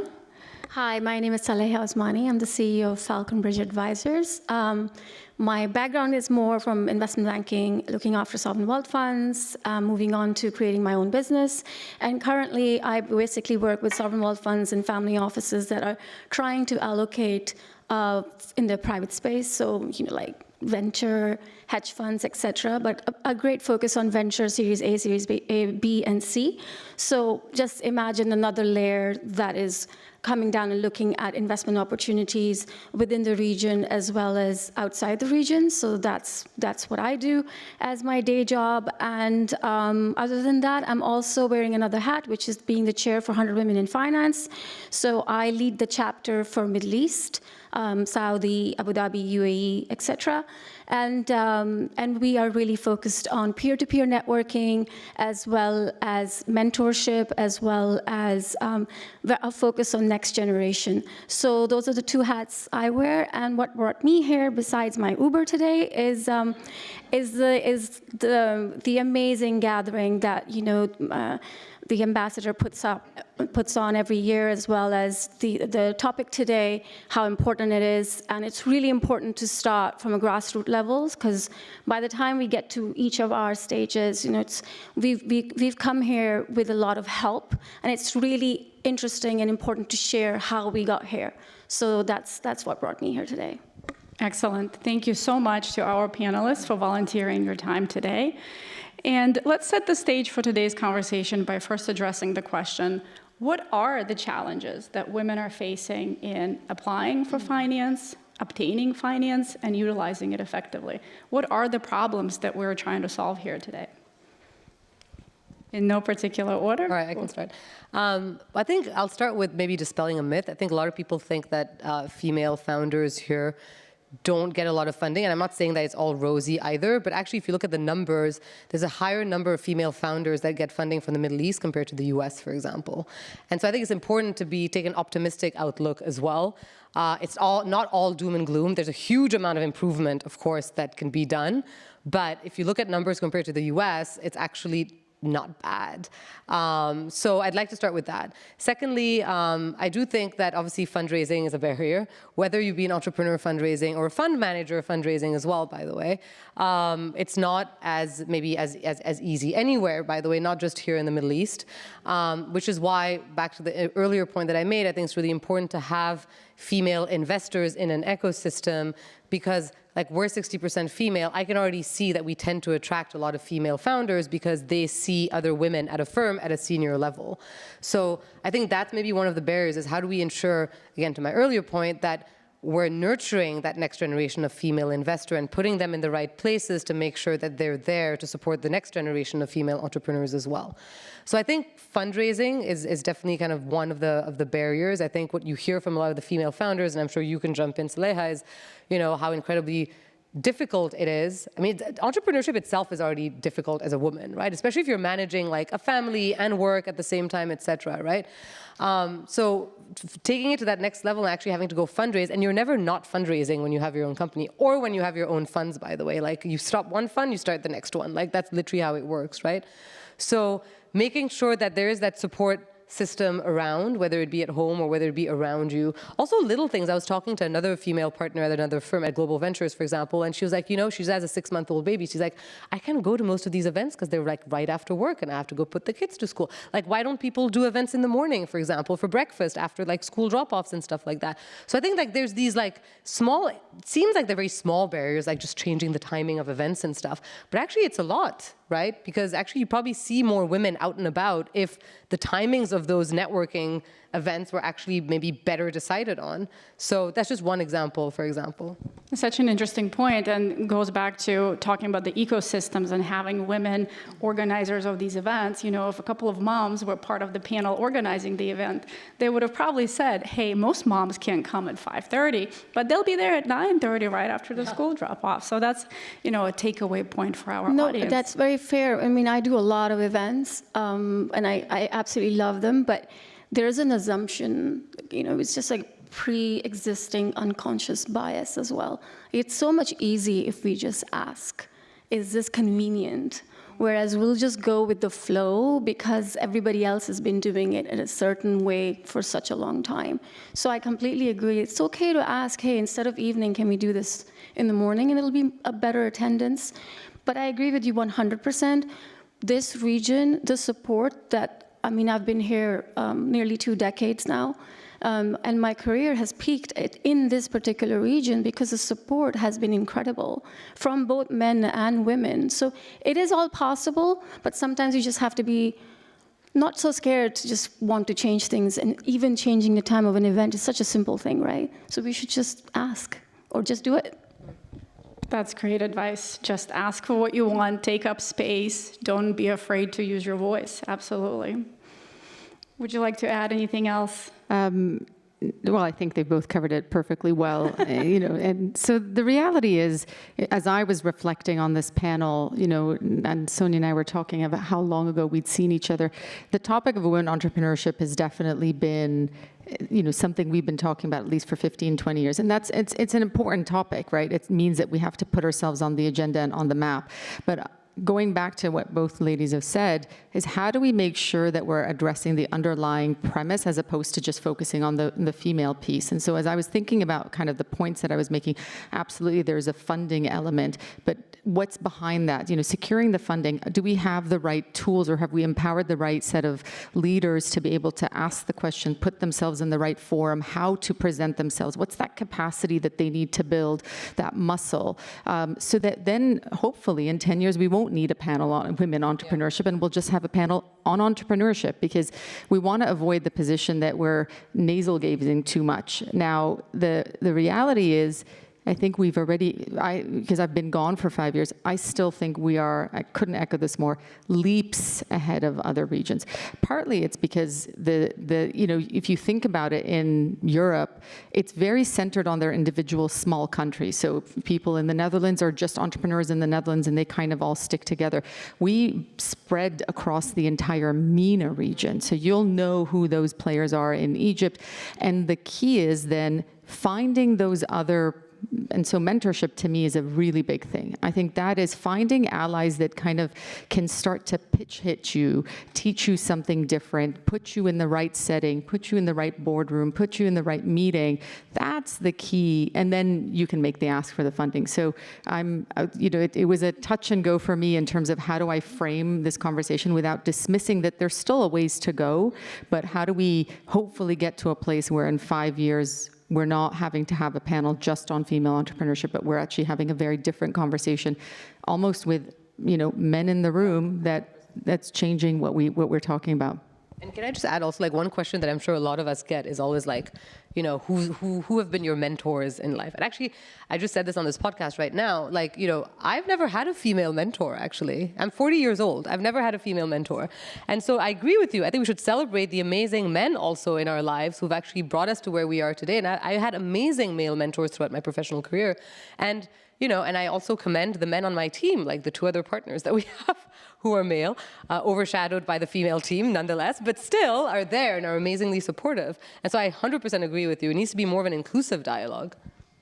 Yeah, absolutely. So many interesting points that I'd like to expand on. So I'll pick one.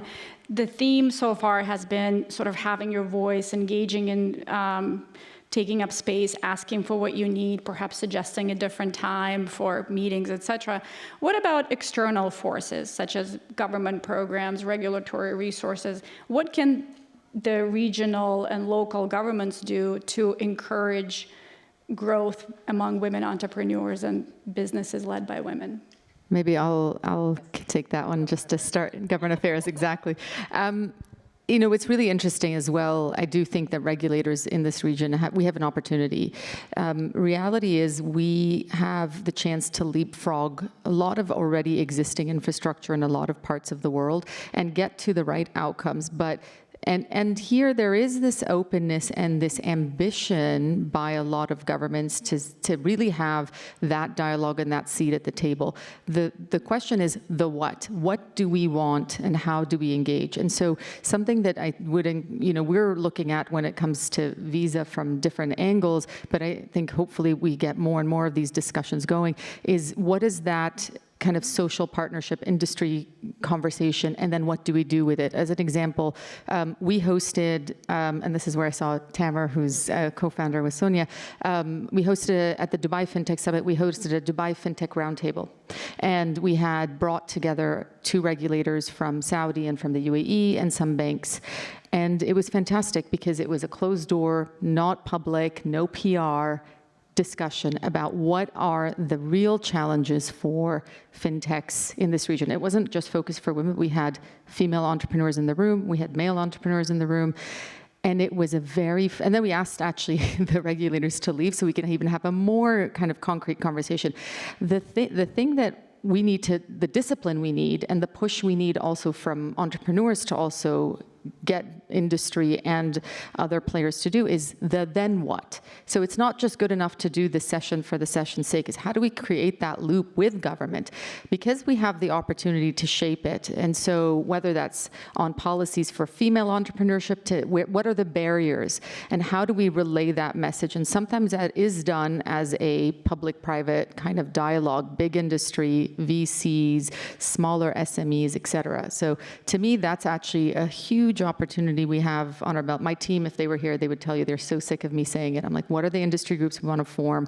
What is the next? What's the output we want to get to? And who is going to help champion some of these things? And let's pick a couple of things and focus on them, because we do have that openness here.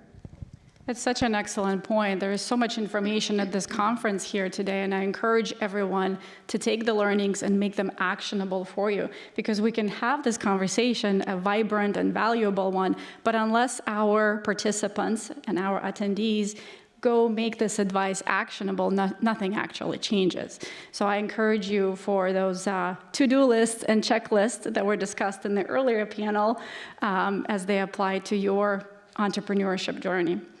So in addition to what Joanne had listed, what else can we do in terms of how do we encourage banks, financing institutions? How do we encourage them? What do we do to create that ecosystem for women entrepreneurs? I think some of it already exists, and you'll be so surprised. And I was doing some research for our panel, and fortunately, I didn't have to go down that route because my business is a little bit different, but I was interested to find out how somebody that is looking for financing, what would they have to do? There are options, even like the Dubai government website has options. There's crowdfunding options. There's Majid Al Futtaim has something for and I'm just talking about women's focused. Standard Chartered has a women's focused tech award that they do every single year. So all you have to do is apply, right? And funnily enough, it's as simple as putting it in ChatGPT and asking what are the options, and about 8 to 10 options come up. So sometimes actually things are not as complicated as we think. So, and I'm not saying as women, because I actually detest saying that line, and as women we tend to, because I'm speaking for half the world. It's not true. I think as a human being, sometimes we just put hurdles in front of ourselves and say, oh, I can't figure this out, let's not even try. But if you just don't think that way and manifest that, no, I can do this, things just start to appear, and they are really, really simple. So the options do exist. There are so many different examples that exist in this part of the world. And like Sonia said, actually, it's a lot more welcoming and easier in this part of the world. Like Qatar has a program, Saudi has a program, Egypt has a program, you know, and they're not, some of them, yes, are focused on Emiratis and Saudis and stuff, but a lot of them are not. A lot of them is just a matter of applying. And all of those avenues are open to you. So it's out there for sure in this part of the world. And that's excellent to know. I think it's more than empowering to understand that there are programs available there, and you don't actually need for the external parties to learn that women can be amazing entrepreneurs and investors. You need to take that first step and move forward and invest in yourself. So I love that message of encouragement and possibilities. I'll just add, sorry, not to be a doomsday kind of chick, but I think I agree with Saleha. I think there's a lot for the entrepreneurs. But again, one takeaway, if you get one takeaway from me from this panel is like, do not forget the investor side of the equation, because these entrepreneurs have nowhere to go if the investor landscape is not evolving in lockstep. So I think like my view on this is 100% on the entrepreneurship front. A lot of room for improvement on the investor front. So again, like how do we ensure that there's a support mechanism, a financial support mechanism there for the female investor community as well? And so we've seen like female angel groups, et cetera, obviously, and all this is very kind of organic, right? It's happened organically over the last 10 to 15 years. Since I moved here, it already existed with Wayne and Womena, et cetera, right? But I think that it is something that maybe like if you were to give me like a little magic wand, and if like one of the highnesses came to me and said, Sonia, if there's something you could change, what would you do? I'd be like, don't forget the female investors or the investors who want to invest in female founded businesses. And what is the where is the incentivization mechanism for those, basically? So how do you get more people? And like, you do have, like, for example, in the UK, it's not for females specifically, but for investors who want to invest in mission-driven founders in general, for example, there's an EIS scheme, right? So is there some sort of incentivization scheme to actually get investors here to start focusing on female-led businesses? Like, that would be something that I would ask with my magic wand. And what Can I just pick up on that? Because I think, absolutely. Sorry, this is, you asked a very meaty question. I love it. This is great. It's interesting because we have more and more female leaders that are going into executive roles and are earning an income and want to channel that money beyond what they traditionally know. But it was interesting as I kind of started to get older and moving up in my career, the conversation we were having around the table is exactly this. How do we deploy? Where do we deploy? It's especially if you don't come from a typical investment background. It was a much easier conversation, true, in the Middle East because there is this ecosystem and we all somehow do connect. But ultimately, it was very much a self-learning path. And what ended up happening is you instinctively went down to typical startups that you hear about that kind of get the good PR, but you're missing all the others, and you don't necessarily know the how. So I think if you could wave your magic wand, please do, because I think this is a great one, and it would capitalize on making sure that we're capturing that top of funnel of the new kind of generation of female executives that are investing here, staying here, but don't necessarily know where to kind of direct their focus. Let's dig into that, both of your points about being women executives, being in a power role where you can influence initiatives that the organization takes on. What kind of initiatives can organizations and governments take on that would enhance access and utilization by women entrepreneurs? You have one, don't you? I didn't want to be the last and the first to speak. So yes, I mean, and this didn't happen. I just joined Visa 6 months ago, and it existed as a global advocacy program, but not so long ago. So it was our vice chair, Kelly, who used to be our head of legal, and there was a conversation at the boardroom to say, how do we really think about investing in female entrepreneurship? So there's a program called She's Next, and it's a global program, but it's very active here in the region. And so it's been incredible to see kind of the investment that they go into thinking about not just funding. So it's funding, entrepreneurship, capacity building, mentorship, and then really focusing on that aspect of how do you bring everyone together from a networking point of view. So you basically become part of like a She's Next network. This year, and what's cool is you start to see them start to theme this out based on what is relevant for that specific market. So this year, we are focusing on Publish Her, which is with Sheikh Badour out in Sharjah with the publishing forum. So it's going to be a She's Next forum focused on female entrepreneurs focused on publishing. And it could be, the different amounts of grants could be upwards of $50,000, but it's just that's the one aspect of it. It's everything else that surrounds it. So She's Next is across the region. I know they have them, and we've had campaigns in UAE, Saudi, and multiple times a year. I think later this year it's going to be on fashion as well as sustainability, if I'm not mistaken, but I don't want to foreshadow. Well, sustainability is definitely a very important topic these days, and fashion ties into it closely as well. Yeah. So I'd like to build on what you mentioned about mentorship and capacity building. Again, going back to being women executives in very powerful roles in your organizations, as mentors, what can you do to help the women coming up behind you? So I'll just change my hat and put the 100 Women in Finance hat. Within that we have about 27,000 members all over the world. The initiative was started out of New York. By 100 women on Wall Street. And then we grew from there, and I joined their London chapter in 2001. So it's been around for an incredibly long time. And just to tie in a little bit of what you said, we have a whole platform where we allow, and Sonia, you should be a part of that, where we have, we put a spotlight on female fund managers, for example. And because our access is not just limited to one aspect of finance. No, finance is a huge word. So we have endowments and pension funds and family offices on one side, and then we have hedge funds and venture capital funds and all sorts of things happening on, and then all of that is the ecosystem, right? So there is a spotlight on women coming from all directions. And so one thing we do is have once a year this fund manager-led forum.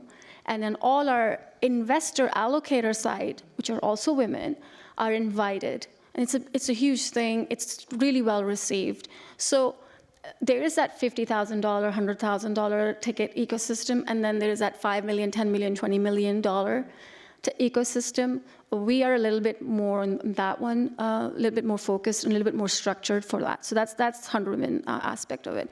Going back to your mentoring question, and it's the same with Sonia, it's very interesting. All my mentors have been men, since the age of 20, 21. And one of them is actually coming next week. He's like, I'm gonna stop in Dubai and see you and catch up on my way to Bali, because he doesn't need to do anything anymore. And I'll meet your kids and we can catch up. And it's very interesting. It's not one-way relationship, it's both ways, right? And as we grow, that mentorship-mentee relationship changes. And the person that was my mentor is now asking me my view of what he's going to do next. And he's in his 60s now. So it's a beautiful thing. Once you find that right mentor, and it doesn't have to be one. It's like one is somebody, actually it was him who told me, you cannot, even from a husband, you shouldn't be expecting everything from one man. It's okay that you have a part of something coming from one mentor and another part is coming from a different mentor. And if you put them all together, then one person, has that amazing effect on you, but it's actually coming from 6 different sources. So I cannot emphasize enough the importance of having mentors, asking yourself, hey, I need help. Do you mind? And I can help you in this way. It shouldn't be a one-way relationship. So 100 Women is a huge advocate on that. And then that's why we do the peer-to-peer networking, because we have CEOs and CIOs, but we also have PMs, but we also have analysts. So the organic ecosystem just grows, and then you just take from it what you need. But you have to know what you want. Mm-hmm. You have to know that direction, I think. Yeah, such an excellent point to finish your statement on, is that, again, it goes back to us and our own empowerment and our own belief that we can do and we will take the steps towards what it is that we're looking to found or finance, etc. So it's interesting that both of you have mentioned having male mentors in your careers, and I'm curious what you think about the importance of seeing female role models in executive roles, in mentor roles. How does that change the narrative? No, I think I'm pretty sure the three of us probably are mentors and have female mentees. So just because Saleha and I only had male mentors doesn't mean it was a long, I mean, I don't want to age myself. It was a long time ago. There was no woman on my... aged myself. So. Yeah, there was no women on trading floor when I started. So, you know, it's not like we had much of a choice, but now... Exactly. And times have changed. Times have changed, and I think like now we're probably all part of some mentorship kind of organization in some way, shape, or form, right? So I think like I've done, you know, I've mentored Emiratis, young Emirati women. I've mentored expat women, like kind of all through various organizations, whether it be E7 or Thai, Dubai, or like all these different kind of nonprofits. So I think like that's a way of paying it forward. And then at the firm level as well, because we have so many females at the firm, there's the internal mentorship that happens as well organically. Lola, who's my right-hand woman, she hates that when I say this, but she's my legacy.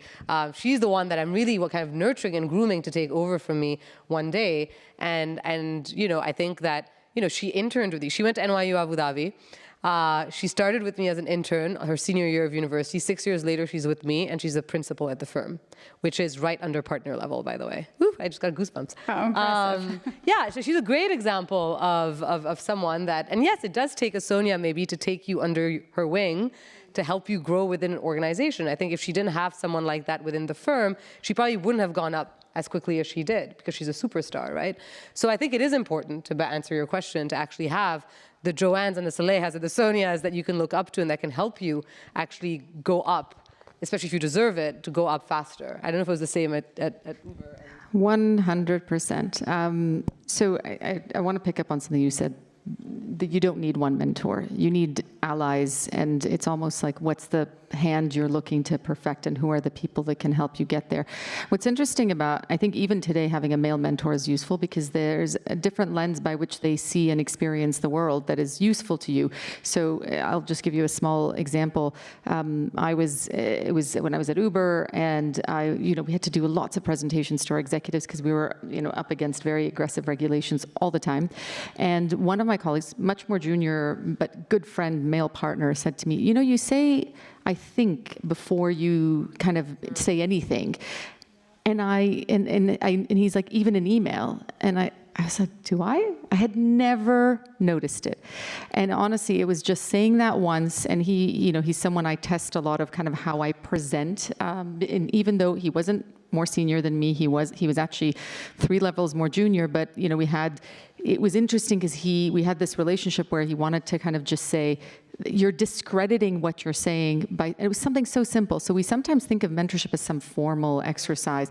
To me, he is a mentor to this day. He's an ally. Goes to your point, goes both ways. He calls me all the time. And I learn from that experience when he asks me things because I wouldn't have put myself in that situation. And that's one. On the female side, I do think it hugely matters to have female and that diversity, not just female, even within the female community, that ethnic diversity also matters, especially when you think about multinationals. You want to make sure that the people who are making decisions also understand and experience from a different mindset as well. Whether that's, I don't have children, but when one of my colleagues went off on maternity leave, I said to we were very defaulting to the labor law of a specific country, and I said, if you want her to come back, we have to think differently. And so how do you change our mindset on what it means, the flexibility? And that, it's not, you don't have to have the exact same experience, but the fact that I have a lived experience with my community of females, I would understand that dynamic, that he never had that aha moment. So it's important for us to have that diversity across the board. So definitely, if you walk away with one thing beyond your magic wand, is seek out different perspectives, be it male, be it female executives, and always try to see how you can frame it a little bit differently than the way you've seen things. Absolutely. As the saying goes, you're a sum of 5 people you surround yourself with.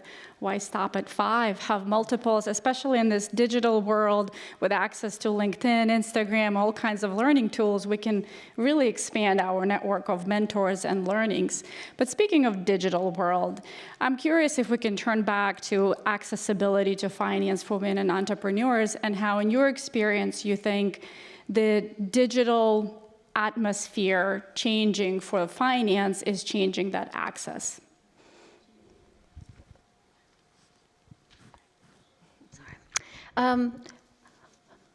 Okay, so I think everybody probably has a different experience, and I'm just going to use an example that I just recently went through, because I don't know if you've, and I'm answering the question that I probably should have gone last, but whatever.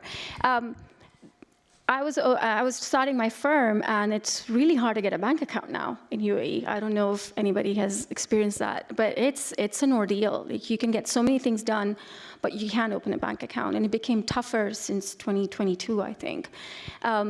And what I was very thankful and grateful for was the emergence of digital banking in UAE. Just literally changed my entire, way of working and doing my business. Within days, I was able to open an account. And it sounds very simple, but believe me, when you're starting a business and you cannot pay people, or you cannot write checks or vendors or all that stuff, it's not a good way to start, and it causes a lot of anxiety. My entire journey of starting my firm, the one thing that I was extremely grateful for was the emergence of the digital banking and how easy they've made it, and I think it's backed by FAB, how easy it made it for a woman that's starting a business, and how welcoming they were. And within 7 days, I had a digital footprint at least. And then I was like, okay, I can worry about everything else, but I know everybody's getting paid. I'm getting paid. Clients can pay me. I can pay my VAT and be on that radar. It's all good, but at least that journey has started. And it's quite an amazing thing, because the first time I got my bank account, my dad got it for me for £50, and I was like maybe 12, and it was such an amazing feeling. So when I got this, it was the same feeling. It was an incredible thing. Just to pick up on that, a big thread that I've tried to have in my career is to work for companies that I believe have an impact in some way. And, to be honest, when I came to Visa, I was telling Alicia, I may have also thought credit card company. I don't think I understood, how much you double click behind it and what's behind the entire network and processing and all of that. But one of the things that really drew me is, obviously, entrepreneurship is very near and dear to my heart. It's an area that I've worked in and moved around in, and every organization I've gone to has a big thread on that. Is the way that they've been able to pivot throughout their 60 years to address challenges. And so to your point on the digital banks, is how do we start onboarding those digital banks, solutions that start to come in like tap to phone, contactless, that make it easier. So while this is not lasered in on female entrepreneurship, it's actually, in order to make it easier for that female entrepreneur to enter the system, digital banks need to exist. Solutions and innovations need to exist to be able to provide that quick capacity for you to use your phone as a payment device, et cetera. So to me, that was the inspiration, is how much value are they able to add? How much are they pivoting to the markets and the regions that they cover? I cover 94 countries, I think it is, in my world.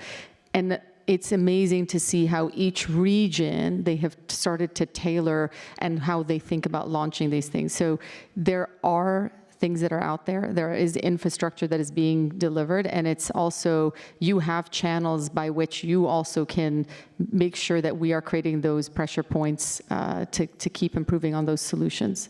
Yeah, absolutely, 100%. It's so important in creating that environment for growth and quick access to finances. Unfortunately, we have to wrap up. I feel like we can stay here for a very long time with this remarkable, very informative panel. In the last few minutes, why don't you share some closing thoughts that you want our audience to take away from today's conversation? I'll be more happy if anybody has any questions, because I feel like we're running out of time. But I'm really happy to be here, and if anybody has any questions. If not, I'm happy to give a final thought. Okay, final thought it is then. I think more sessions like these are helpful for people that are starting off. So it's a great idea, it's a great initiative. And I think that just by sitting next to three of you, and your statement of I think, I'm like, oh my God, I do that too. So just now, just between us, I've learned so much too. So I just want to say thank you for having me here, and thank you for sharing your stories. And get out there, have conversations, find your allies, find your mentors, and in that, hopefully, you'll have more access to whatever it is you're looking for, whether it's finance, and do exactly as Saleha and Sonia said, there are channels out there. ChatGPT is a great place to find them, whether that's programs at Standard Chartered, Visa, MasterCard, all these companies have lots of different forums by which you can leverage. So really, once you know what you're looking for, there are places to go. I guess a good segue to that. So what Joanne said is great. I'm going to give you an action and an output that I require from you, which is based off of what you said is, I think one point, like one takeaway that I think is important that all three of us agree on is this concept of like building this alliance. So like kind of this advisory board of mentors, like come out of this panel thinking, okay, who are 5 people, man or woman, that would want to sit on this advisory council? And if you're not already in touch with them, go get in touch with them and start forming that and building that. Whether you're a founder or whether you're a fund manager, when I look at my cap table of investors, I want that to be a cap table of allies as well. So that would be my, my advice, would be go and then come back to us, write us on LinkedIn and say, hey, I formed my board. This is great. I hope everyone took copious notes from today's panel. I'll add one more quick one to the words we say as women more than men is I'm sorry for everything. And I saw this on LinkedIn or Instagram, instead of I'm sorry to say thank you. Thank you for waiting for me. Thank you for letting me know. Thank you for flagging it. Well, thank you so much to our panelists today. I really appreciate your valuable insights and investing your time in today's session. And thank you to our audience for attending this panel. Thank you.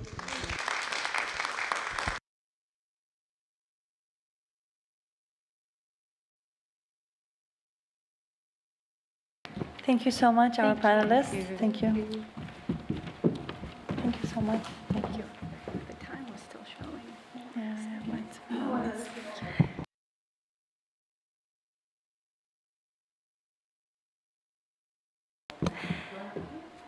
Thank you, our panelists, for a stimulating conversation on financial empowerment. As we continue for the next panel, the conversations and the capacity of the discussions were impressive. We will be now touching on the PPPs for Sustainable Development, which is Partnership for Progress. For our next panels, we would like to, which will be focused more on public-private partnerships driving sustainable development supported by women in climate and Masdar Wiser. I would like to introduce our moderator, Nadia Boumaziot, the Zurich Insurance Head of Sustainability and Information Governance. Welcome. Thank you so much.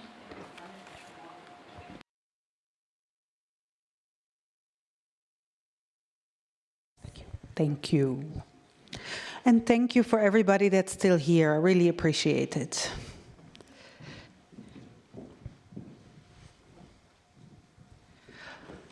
And I'll try to make it as engaging as possible. All right, welcome. Hi, Leila. Hi, Namrata. So let's start with little introductions. Leila, if you would like to start. Sure. Thank you, Nadia. It's an honor and a privilege to be with you all here today. My name is Leila Naguib. I'm the Gulf Corporate Affairs Manager at Mars. And I am a Wiser Pioneer, which is Masdar's Women in Sustainability, Environment, and Renewable Energy. I'm also a mom of 2 and very honored to learn from you all and be here with you today. Thank you, Namrata. Thank you, Nadia. Hi, everybody. Glad to see you all here. My name is Namrata, and I'm the co-founder of a company called Shift Eco. Shift Eco is a platform for honest, vetted, eco-friendly products. We work with companies as well as individuals on their sustainability journey. Moreover, we're also an alumni member of the OAR program, which is run by START AD and the US mission. Lovely to be here today, and thanks for the introductions. So we're going to talk about public-private partnerships today, and I think it's great that we have 2 women from different industries. One is a very large multinational corporate with a footprint all over the world, and one is an SME and an entrepreneur that started here, I believe, which will give us really interesting 2 different perspectives. Let's start with you, Leila. You know, Mars has this nice slogan of creating a better world for tomorrow. Can you tell us a little bit more about how Mars uses partnerships to create that better world for tomorrow? Sure. So it's actually embedded in the purpose, as you mentioned, Nadia. The world we want tomorrow starts with how we do business today.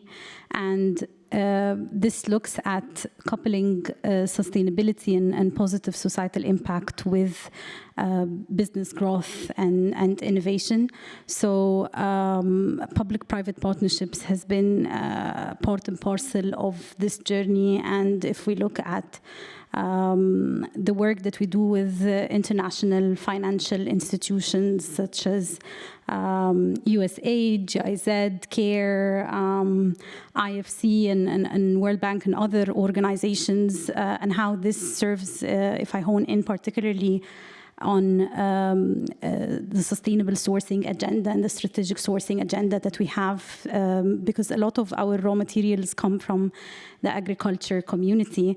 And supporting those projects and the farmers that come from those agriculture communities has been amazing to advance and really scale up a lot of the initiatives that we try to drive. The financial institutions provide $300 billion in funding every year across different topics that help Mars and other companies address systemic issues.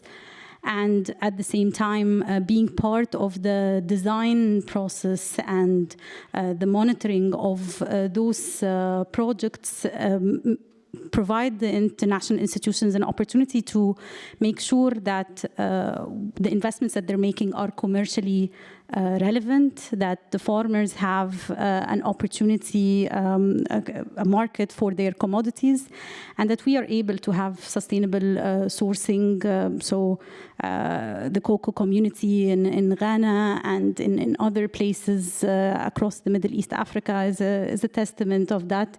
So now all the chocolates that we produce and sell in the region here has Rainforest Alliance certification, and you know, try to mix again the responsible action with those big priorities that the development funding community has. Fantastic. Namrata, from your perspective as a small SME, still in your growth phase, how do you look at partnerships and leverage partnerships for your business? That's such an excellent question. My answer is going to be so different from yours, Leila. So I'm wearing the hat of an SME, and partnerships are everything for an SME, right? So let's look back to when we were starting the company. When we were starting Shift Eco, we wanted to collaborate and get on board sustainability suppliers. So partnering with sustainability companies, most of which, actually 90% of which were women. Right? That's interesting. That's amazing. Actually. So and actually, the more we started delving into, and while we were starting aggregating these products, we said we actually want to understand the sustainability landscape in the UAE. So we went out and we started reaching out to sustainability professionals, because sustainability is not just one road. It's so many different perspectives, different streams interlining. So we wanted to build this community of knowledge and information. So we did something called Learn with Shift Eco, started partnering with sustainability professionals. You were also one of them, Nadia. Yes, we were. And partnerships is everything for an SME, whether it is with building your product out, whether it is getting clients on board. And in fact, I think as an SME, partnering with others helps you accelerate growth. So I can't emphasize that enough. And the partnership can be of different forms. It doesn't always have to be monetary. It can be also learning from one another. In the last panel, they focused a lot on mentorship, and I think that's an excellent way of partnering as well, which as an SME is very, very important for us. Yeah, fantastic. And I think, like you said, for your growth and everything, the partners are very important, right? Also probably market access and so on, right? Leila, coming back to you, could you give maybe a concrete example of a project that you have, something where it also ties in women economic empowerment, that you could share where these partnerships came in and really benefited the entire project. Sure. I mean, a little bit closer to home, we partner with different organizations and governments across the region. So in the UAE, we had the pledge with the Gender Balance Council to advance female representation in leadership roles in the private sector. So this was a good platform for best practice sharing across different companies, as well as to provide policy recommendations. Similarly, we have similar partnerships across the region, such as in Egypt with IFC and AmCham Egypt. One of the big highlights, though, that I would like to focus on a few years ago, one of the recommendations that were made were to allow females to work night shifts in the factory. So one of our strategies is to support women in unconventional roles, such as in the factories and sales. We had, luckily, a good representation from females in Egypt on the shop floor.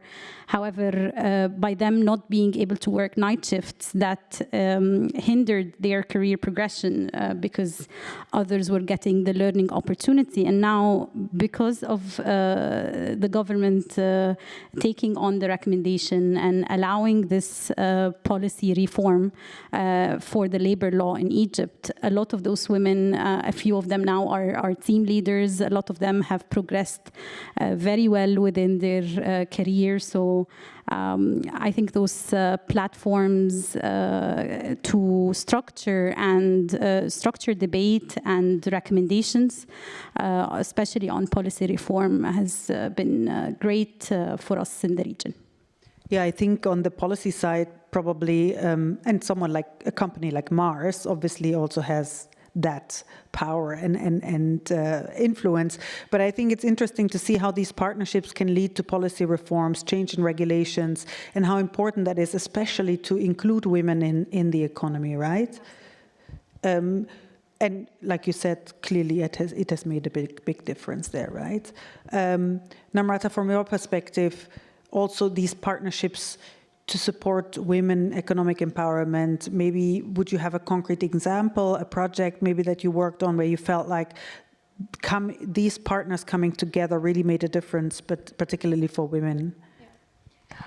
So we at ShiftEco, we partner a lot with both public sector and private sector, and we truly believe the emphasis of both these parties, right? I think one example that really stands out for me is the Academy for the OR program. We joined the OR program in 2021. We were just a year down in our business. And the OR program is a nice partnership. Start AD runs it, and it's in partnership with the US mission. It's a 5-month program. We went through a lot of training. We had a lot of mentoring support. But I think the really amazing thing for me and the kicker was what happens post-program. I think the support that we got there post-program and just the, sort of involvement in different events, the exposure that we got through the program has been immense. So I think for me, for women empowerment, programs that are focused like OFF, which is focused on female entrepreneurs. It's about capacity building. So capacity building is really important for female entrepreneurs because everyone, when the entrepreneurial journey, it's glamorized, but it's very intimidating. You suddenly realize you need to wear so many different hats at the same time. And as an entrepreneur, there's so many things that you need to yourself learn and get better at. And that's why you can't discount capacity building. So capacity building endeavors for female entrepreneurs, giving them access to market, are two very core tenets that you need when you're building partnerships with both public and private sector. And I think for me, the OR program does stand out as a really good example.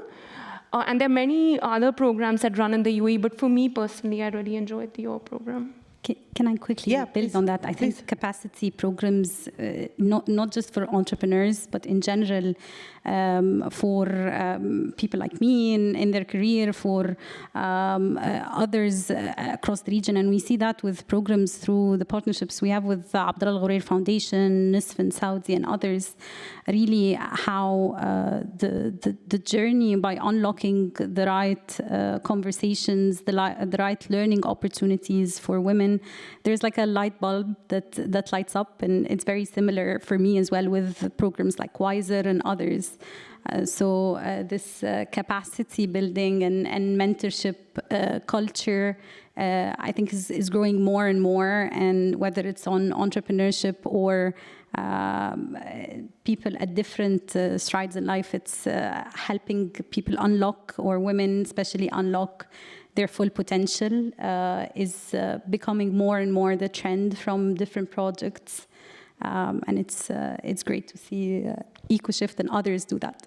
Yeah, I think such programs are very important, also to bring women together and to make you feel like you're not alone. You're not alone in the way you feel, because sometimes I think whether you're in a corporate career or building your business, it can feel quite lonely at times as a woman, because you feel like maybe you're the only one that feels this way, right? And being able to exchange and also learn about all these other traits that you need to have, all this other expertise that you need to acquire, right? To grow and continue to move on. Maybe you can touch upon the Wiser program a bit more, Leila. I know you're a Wiser pioneer, so how has that helped you in your career? How do you feel like that has added more value? And maybe if you can give some examples there as well, how specifically this has helped you. Sure. So Wiser, as I mentioned, is the Women in Sustainability, Environment and Renewable Energy. It's a global platform to educate, empower, and engage women on advancing SDG topics, and especially when it comes to energy transition. This year, they're focusing on gender-responsive climate strategies and policies to promote women to advance SDGs.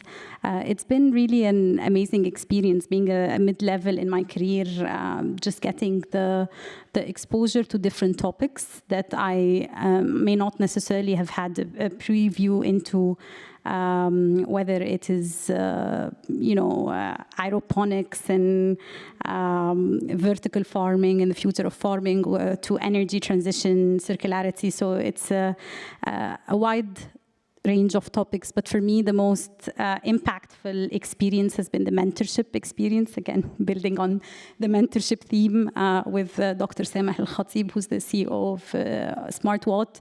I think it was very unique to me, not having a mentor outside of my company setup, and talking about different topics, from looking at the master's program that I want to apply to, self-love and self-acceptance, and gaining my confidence, to sharpening and articulating my communication.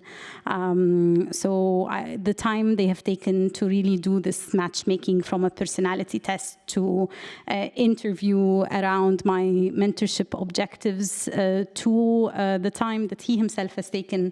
And I know, Nadia, you yourself are a mentor. Yeah, I love it. Yes. As part of the program. So you probably have a lot of great examples to share as well. Yeah, I must say it's an amazing program. And I really thoroughly enjoy being a mentor for Wiser. And I think it's really a two-way relationship, right? As a mentor, I mean, to be very honest with you, when I started off, I thought, yeah, it's a nice idea, but I thought, I don't know what I have to give.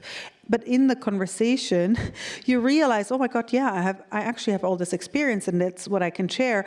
But I've also equally learned a lot from my mentees. And a lot of my mentees have been in very technical roles, engineers, like young women that are engineers, and they inspire me, something that, it's new to me. And what I found interesting earlier in the panel as well, a lot of women have had male mentors. Same for me.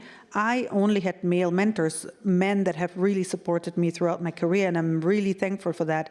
But I think it's time for sisterhood. I think it's time for women to stick together, for women to support women, and we really need to pay it forward. And that's something like I take very seriously. I think we need more of that. And it takes a village, right? We talk about partnerships. It takes that togetherness, right?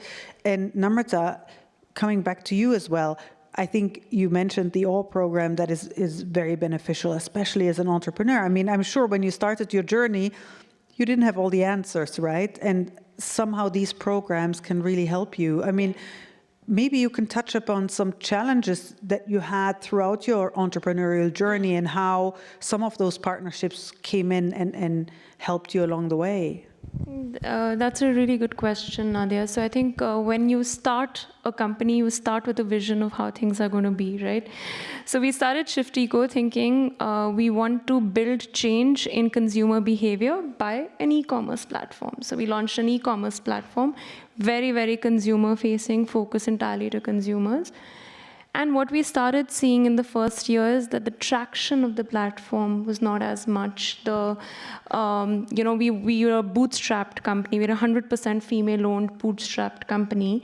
And we quickly started realizing that actually financial stability of the business was not coming through our initial idea and initial approach, and actually through partnerships, which means talking to people, talking to our mentors, and playing to programs like AWE, helped us pivot from our original idea of a company and say, okay, actually we want to do the same thing, but we want to target companies. So very quickly we became a hybrid between a B2C and a B2B company, wherein very quickly we started picking up corporate clients, where the kind of impact we were creating and also the financial stability started coming along. So partnerships in that lens really make a lot of impact. And then Joanne in the last discussion also talked about She's Next. Yeah. So we actually won the She's Next program in 2022. And talking about programs like that, building a client base as an SME, you need to show clients. And winning a program like She's Next, which is powered by Visa, really gave us that kickstart into building our corporate vertical, because suddenly people trusted us. Yeah, interesting. Yeah, so partnerships can also help build trust, right?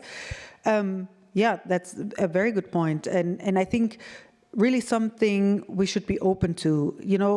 We're not alone. There is help out there. There are so many, and we've heard this, I think, repeatedly today. There are so many groups and people that can help you. I want to come back to you, Leila, and talk about circularity, because I heard this here before, and it's also in my notes. But really, in terms of partnerships and for sustainable development, I think circular economy, circularity is becoming more and more a topic and important, right? And we see this nowadays with, the right to repair coming up in Europe for other devices. But how does that come to play for you at Mars? And how do you see partnerships really helping in moving more towards that kind of model? Yeah, I mean, it's a two-way street. So there is what are you doing as a company from a design and for circularity and making sure that your packaging doesn't become waste, but there's also the infrastructure and the policies and the advocacy work angle to shift the needle and advance circularity. So if I use an example a little bit closer to my field of work in the public policy sphere, in the region here, we are part, as Mars, of several trade associations, such as the Circular Packaging Association, the National Committee on Packaging in Saudi, and there's a lot of work being done with the government, with the MOUs, to shift policies. in the UAE specifically, there has always been open doors with the UAE Circular Economy Council's Policy Committee, where they accept recommendations from the private sector, consider those recommendations as a way of looking at the holistic approach, and this conversation has continued to progress. We're seeing this as a trend even on a regional level. So during COP28, Her Excellency Razan Mubarak actually announced as part of a League of Arab States engagement that we had with the Circular Packaging Associations and the Multinational Companies Business Group, the kickoff of a technical working group where the member countries, the private sector, UN ESQA can come together to provide recommendations to the League of Arab States, and this we hope will shift the circular economy policies to become more harmonized and to allow the transfer of materials across borders, to look at green incentives, among other topics. So those public-private partnerships, first of all, allowing the private sector, because each individual company, we speak about Mars, but at the end, it's Mars. But if you speak about the industry as a whole and the packaging group as a whole, from the manufacturers to the brand owners and the producers to the policymakers, the environmental service providers, all coming into workshops, recurring workshops that they have to address the policies. And this has been great in terms of shifting the needle with the infrastructure, and we hope also will help the green transition on circularity even further. Yeah, for sure. And I think that there's also a space for SMEs, right? I think large corporates often work with SMEs and can also be supportive and so on, right? How is it for a large multinational like you dealing with different policies and regulations in different countries?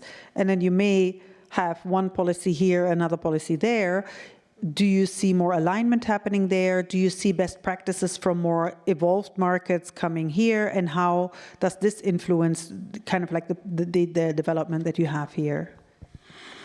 It's a good question. There's obviously an opportunity for best practice sharing from other markets, but the challenge is how do you look at the local market relevance and the current state, as I mentioned, of the infrastructure, of the organizations, of the technologies and innovations and the SME readiness.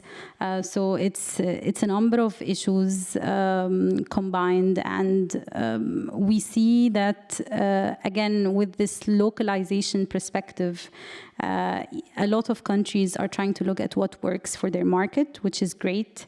But there's definitely an opportunity to harmonize, because companies do better if they have guiding policies across the region to shape their agenda accordingly. So if there are certain design guideline principles, if we're talking about circularity, certain recycled content material standards, so all of those policies are things that make us work on driving advocacy behind the UN Plastics Treaty and others, which are legally binding treaties that we would hope to come into place, even though it might add pressure as regulating what we do, but it also allows an opportunity to unlock those topics for us where the material doesn't become banned or your reputation is at risk. So there is also a benefit by looking at more harmonized policies, which we would hope to see with platforms, as I mentioned before. I think that's great to hear, because obviously a company like Mars can influence much more compared to a company like Shift Eco, who maybe doesn't have as big as a voice. We like to think it's both. Yes, no. Absolutely, absolutely. But what I'm saying is it's great to see companies like Mars really taking this seriously and taking the lead, because it will also help the SMEs then to come along on that journey. And maybe, Namrata, you can add a little bit more on, from your perspective also, you touched upon you changing your business model a little bit away from just pure e-commerce, more towards also learning and education. And as we all know, changing consumer behavior is one of the hardest things to achieve. Absolutely. So how could partnerships also help in driving that forward? And I know touching upon like the educational aspect of it also a little bit, and helping, because I think while there's a lot happening on all fronts, on the consumer side, there's still often a lack of awareness and knowledge. Right. How can we get that maybe ahead? And I think SMEs can play a big role there. And you know, I think most people know that SMEs are the backbone of every economy. I think 80 to 90% of the economy are SMEs, and how important that is. How do you see that role evolving, and maybe you can add a little to that? So I think, Nadia, you're absolutely right. I think behavior change is the core of sustainability. You are trying to shift people's behavior from their convenience-driven, not caring about the nature, to actually becoming mindful. So that change can only happen when people truly connect with sustainability. They truly understand their impact. So I think the ways we do that is, I'll tell you a little bit about how Shift Eco does it, and then I'll tell you how we can partner with others. So I already touched upon Learn with Shift Eco. We partner with a lot of sustainability professionals, a lot of companies that are doing a lot of great sustainability work. So for example, we highlight a sustainability business every month. We call it a brand spotlight of the month. So any local business that's doing great work in sustainability, we want to help amplify the voice, right? Because the idea is you want more people to hear about the amazing work that people are doing. In other things, I think everyone has a responsibility in this partnerships arena. It's the private sector, companies driving internal awareness sessions, sort of engagement sessions, not just with their employees, but also stakeholders. So we've been working with a lot of our clients where we're developing engagement strategies for their employees on sustainability. And I think a lot of this is also, you know, Nadia, people hear the word sustainability and they think it's going to be too technical, too boring, not relatable. So I think the idea is not to bore them with the technical jargon, but give them relatable, practical tips that they can actually implement and connect with. So the private sector is about engaging their stakeholders.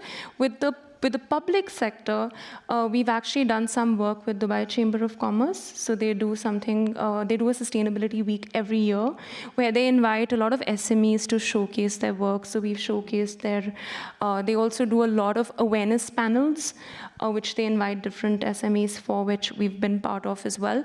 And then there's Majra, which is a CSR fund of the UAE. They've also started very closely working with a lot of different SMEs. So there is a lot of push in this regard. I mean, COP28, given the fact it's the second year of sustainability, is, you know, witness that there's change happening. Is it happening fast enough?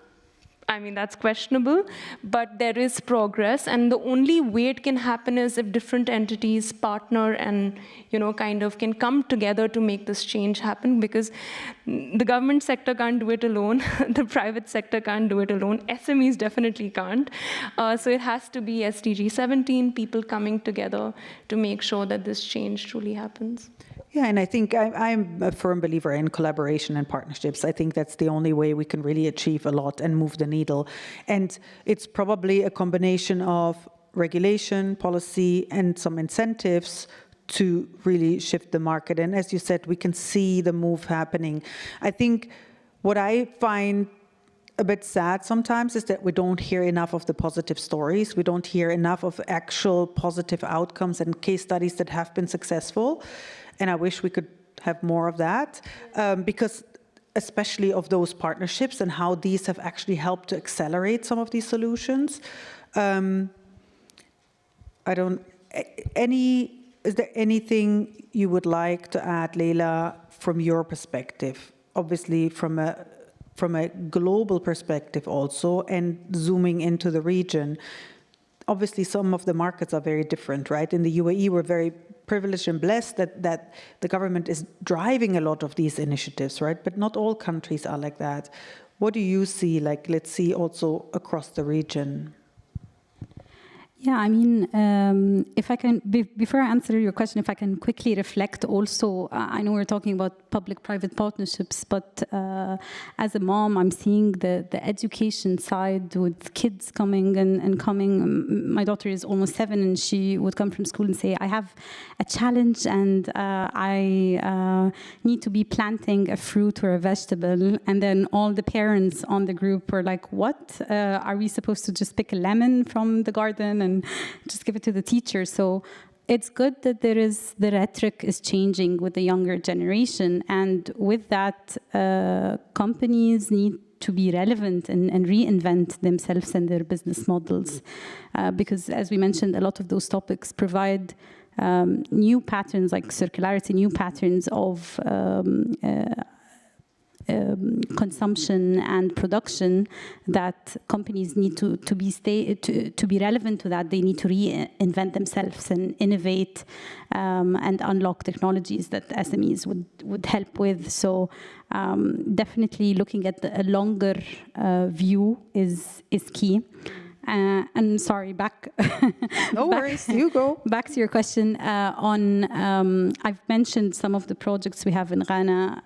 I've mentioned some of those, and what we're seeing I'm very interested in Ghana and cocoa beans. Passionate about chocolate myself. Okay, that's awesome. So with that, it's not just about unlocking finance opportunities. You know, we're talking, as you said, the UAE, we're in a privileged environment. We're talking about entrepreneurs and trailblazers in their areas, but people from different socioeconomic communities, and we try to tailor our sustainability agenda to fit both the objectives that the partnership, the partnering organization have, the sourcing strategy that we have, as I mentioned, with the local market reality and the need and the consumer awareness.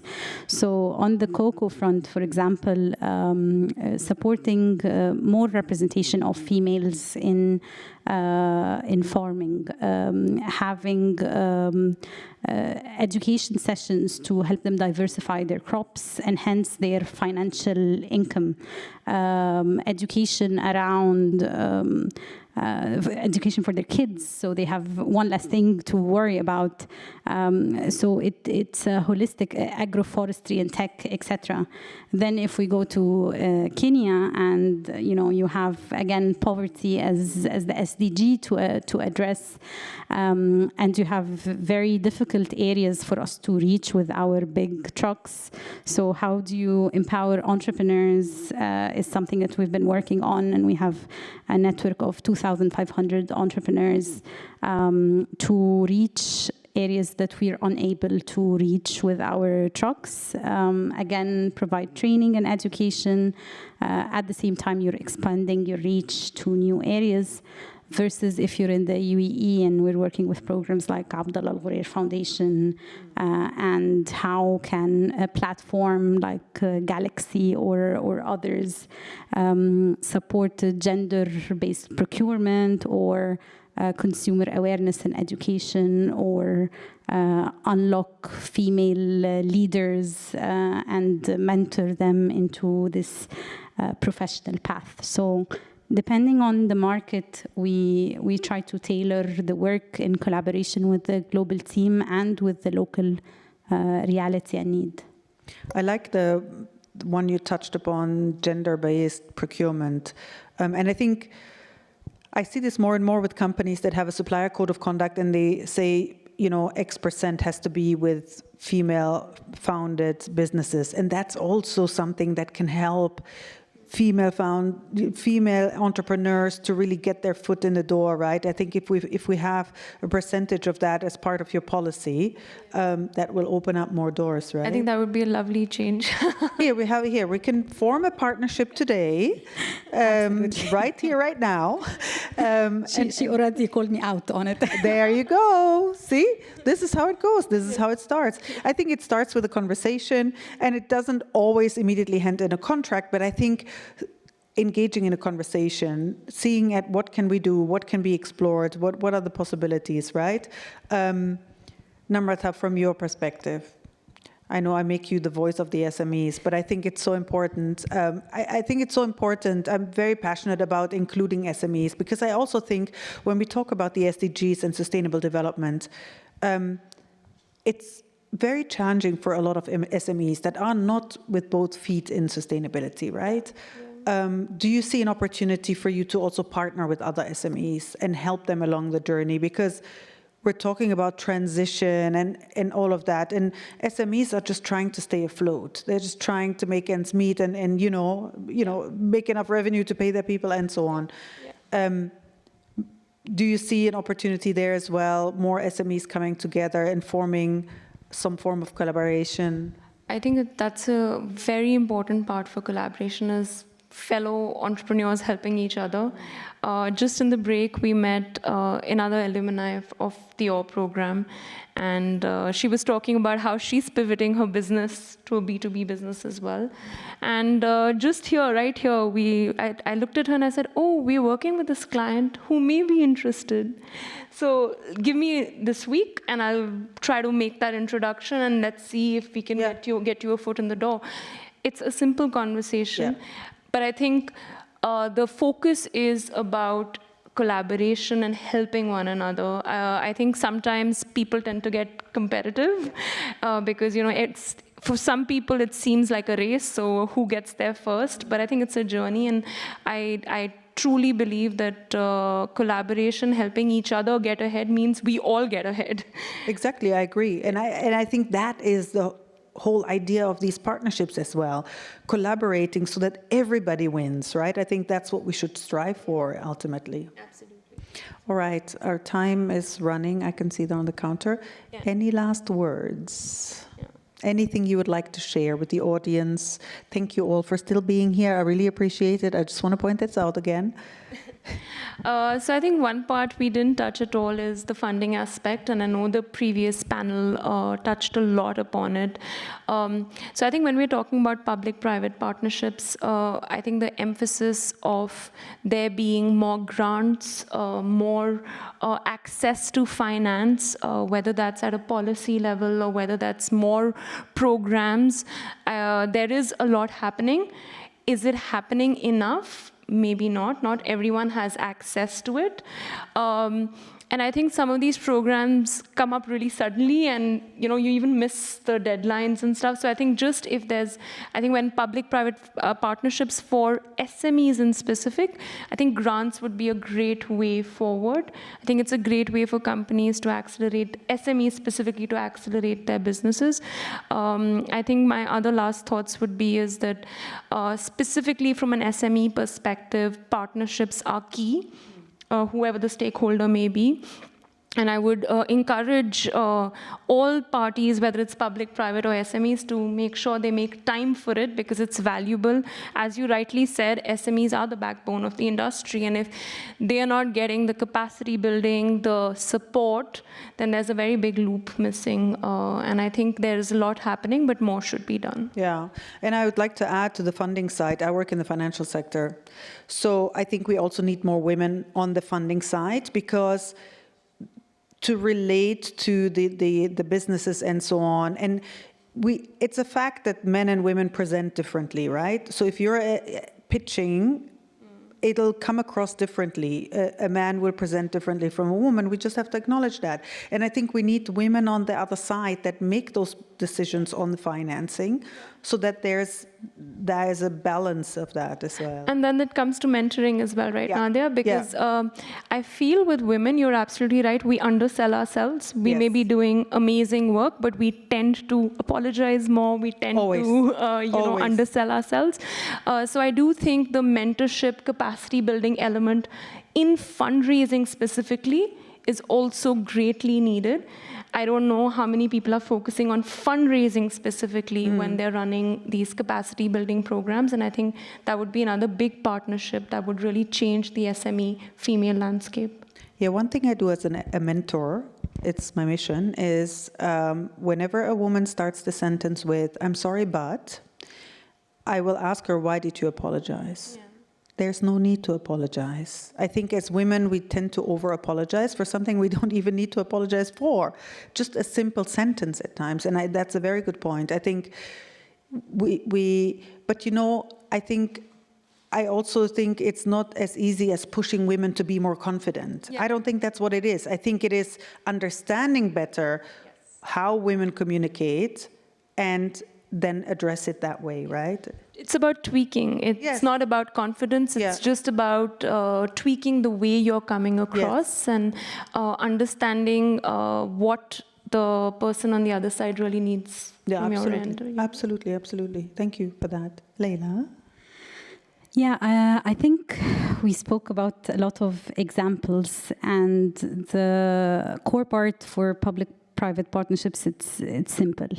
Corporates need to innovate, continue to be agile, continue to reinvent their business models, unlock technologies, and the public sector needs to create an incumbent of those technologies and ideas, and a framework, as we mentioned, whether a policy or whether just an umbrella to allow for those innovations to happen.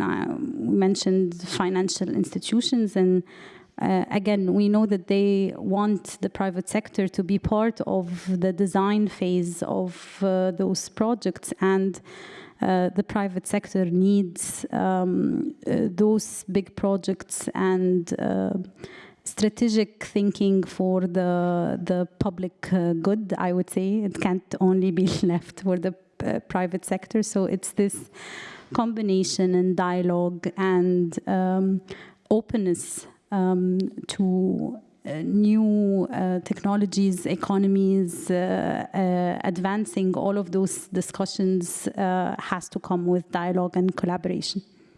Thank you so much. I really enjoyed this conversation. Thank you, everybody in the audience. Thank you. I hope this was useful, helpful for you. If you have any questions, catch them on their way out. Thank you so much.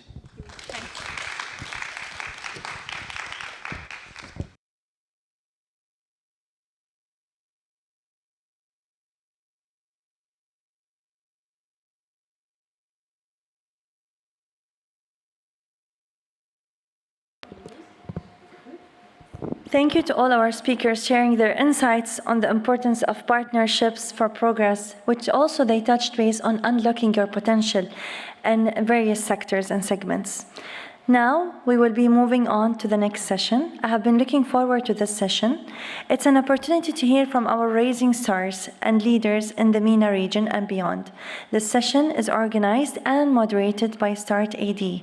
I would like to welcome back to the stage NYU START AD Assistant Director of Strategic Projects, Nahal Sheikh, your moderator. Yeah, there's a 15-minute break before the session. Yes. Thank you.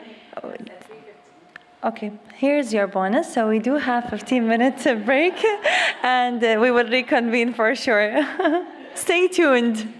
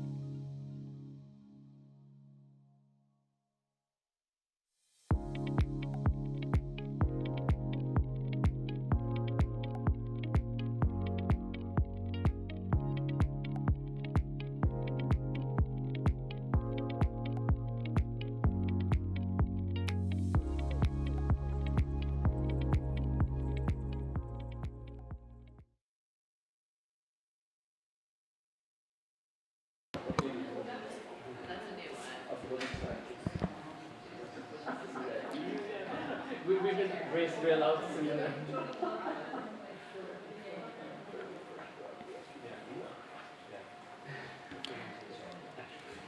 Hello, it's me. I have been looking forward to this session, and it is an opportunity to hear from our rising stars and leaders in the MENA region and beyond. This session is organized and moderated by START AD. I would like to welcome back to the stage NYU START AD Assistant Director of Strategic Project, Nihal Sheikh, your moderator for this session.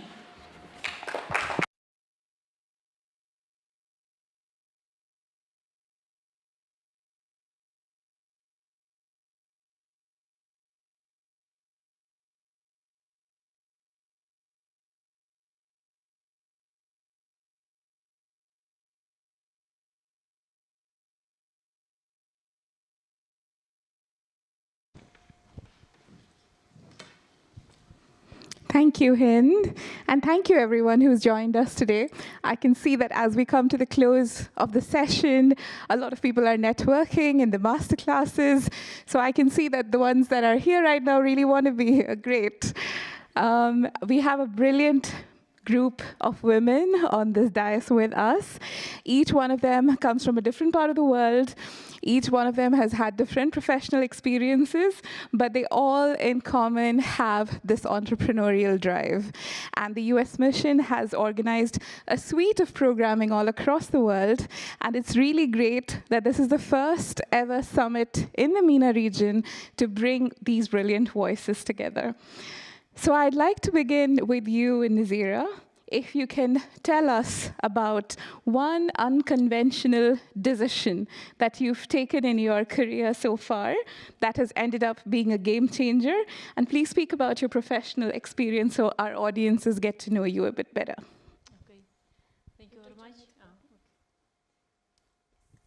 Thank you. It's my pleasure to be here.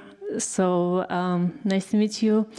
From the morning, actually, I am really enjoying the sessions and panelists and all of this empowering and the amazing, inspiring stories. So I am from Kyrgyzstan. It's in Central Asia. So in 2003, I visited for honeymoon Dubai.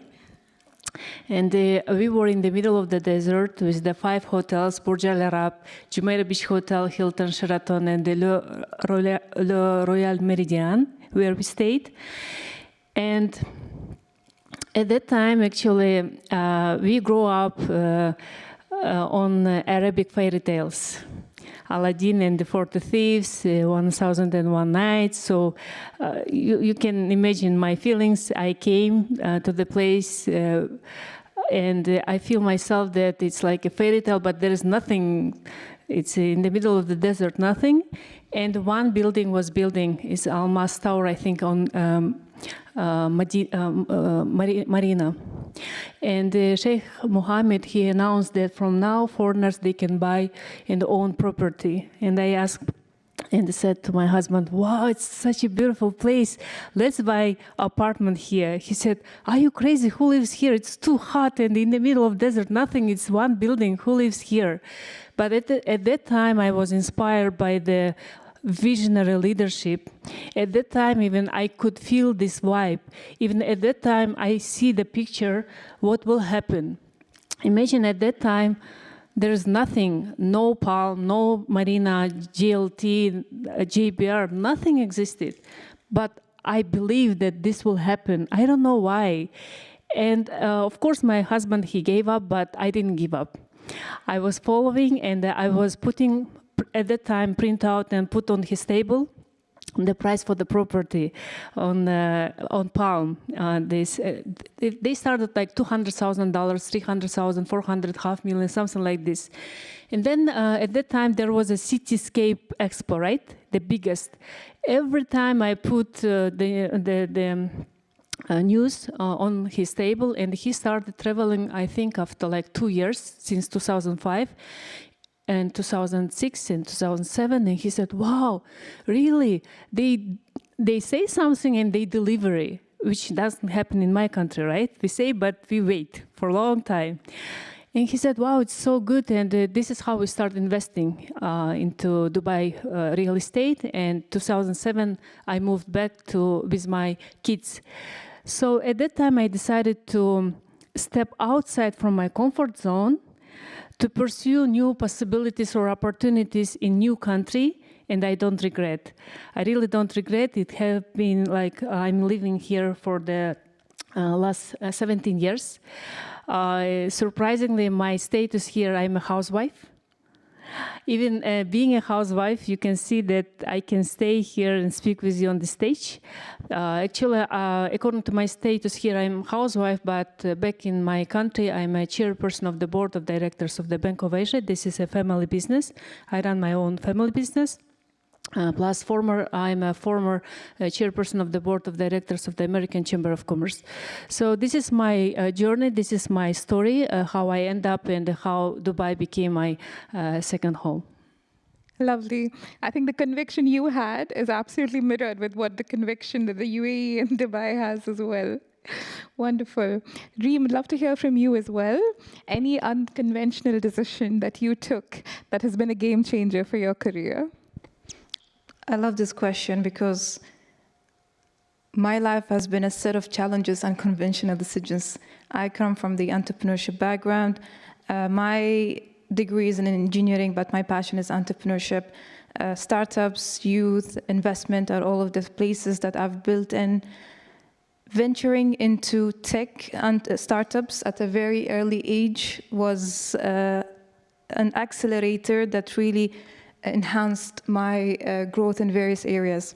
And I'm going to share a simple story. I remember before COVID, I was exhibiting at GITEX. That was like early stage, pitching my startup, fully in love with the products that we have built in SaaS. And I met this person who's now a great friend and a co-founder of mine. He looked at me and he's like, do you really have what it takes to build a successful startup? I'm going to push you off the cliff and I'll only help you when you are on the verge.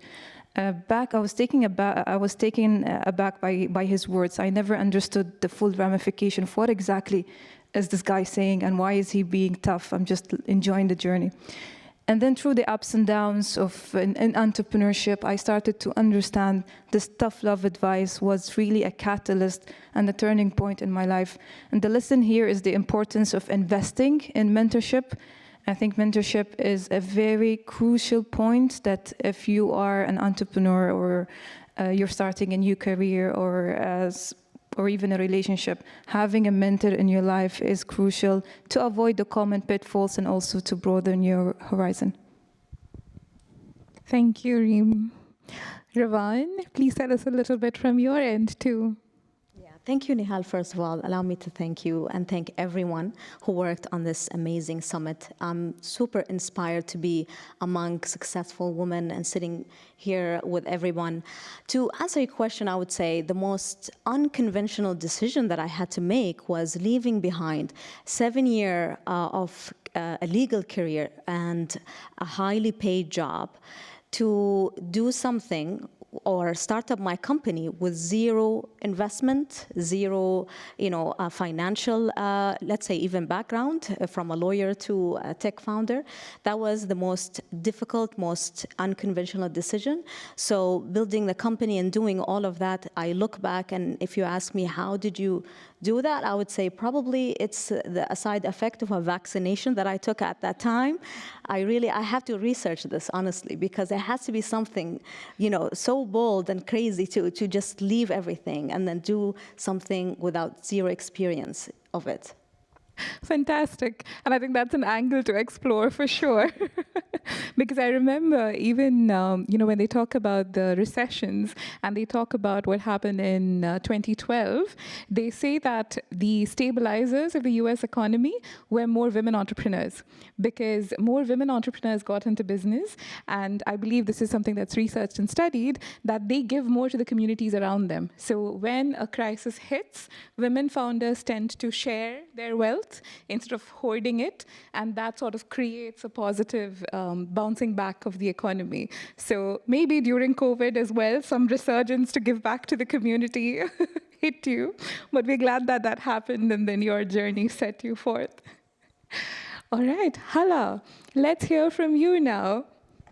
Sure, thank you. First of all, I'm honored to be here. Thank you for inviting me here, and it's really such an honor and inspiration to be sitting among all these great women. So, for me, I manage the Lockheed Martin Center for Innovation Security Solution. It's a facility where we do training and development for youth, young students here in the UAE, and I think a big, maybe unusual decision I had to make. I think two. One is entering a male-dominated field in the aerospace and defense, and two was very quickly transitioning from an engineer, which is what I studied, what I know, and my comfort zone, to a manager, a program manager, a people manager. I had to learn it, I had to figure it out, and I had to self-teach how to be a good leader. And I'm still learning. I'm not there yet, but it was quite a journey, quite a transition, and I feel like it's, for me, a very fulfilling experience.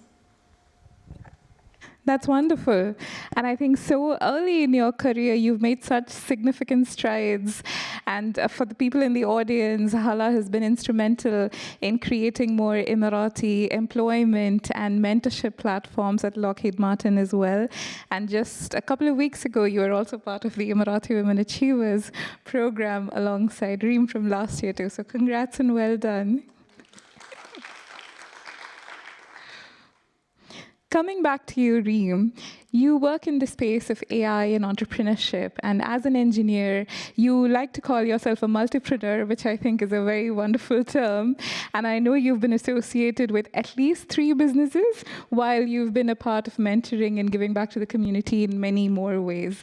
But specifically within the AI and education space, what has your experience been like, and what would you want to share with others who want to follow in those footsteps? Well, I was today morning in the Healy Forum, and they were speaking about AI governments and geotech, and quite interesting conversation when you see the implications of AI and emerging technologies on a global horizon. So we all know what when it comes to AI in terms of enhancing operations and enhancing your customer experience, automating your tasks such as RPAs and so on.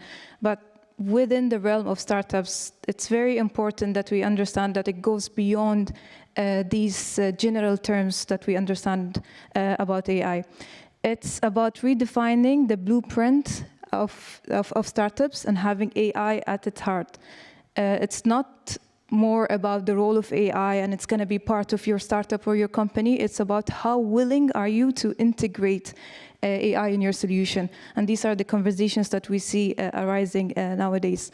In my startup, ESAL, so just to share a bit about ESAL, it's a software as a service solution in which we solve the issue with fragmented data of customers in the retail industry. So it's an integrated, unified platform that utilizes e-receipts, customer analytics, AI models, NPS scoring that enhances your customer engagement and retention. And we've been working with a couple of retail industries in increasing their customer engagement and retention through different means of data analytics. And one thing that really struck me is that a lot of companies, not just limited to startups, they look at a range of metrics that they follow to reach certain KPIs. We're speaking about market outreach, we're speaking about TAM, ARR, and many other interesting metrics that they always bother us with.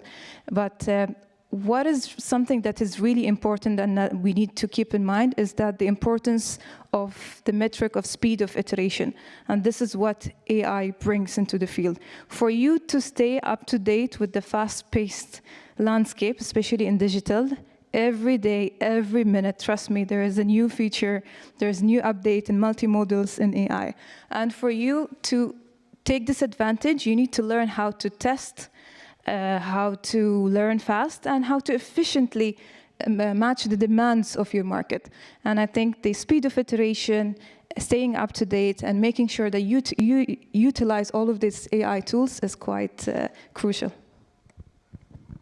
Thank you, Ravan. Thank you, Reem, sorry. Coming to you, Ravan, you're leading a company at the forefront of VR, training technology. So looking back at your career transition from law to tech entrepreneurship, how has this decision shaped your approach to leadership? It's a great question because leadership has changed dramatically from being in a leadership position for many years. For the first time when I established my company, I realized it's not about leading my team, it's more of how do I lead myself? Because this is the first time I'm not following someone else's vision or policies or let's say strategies.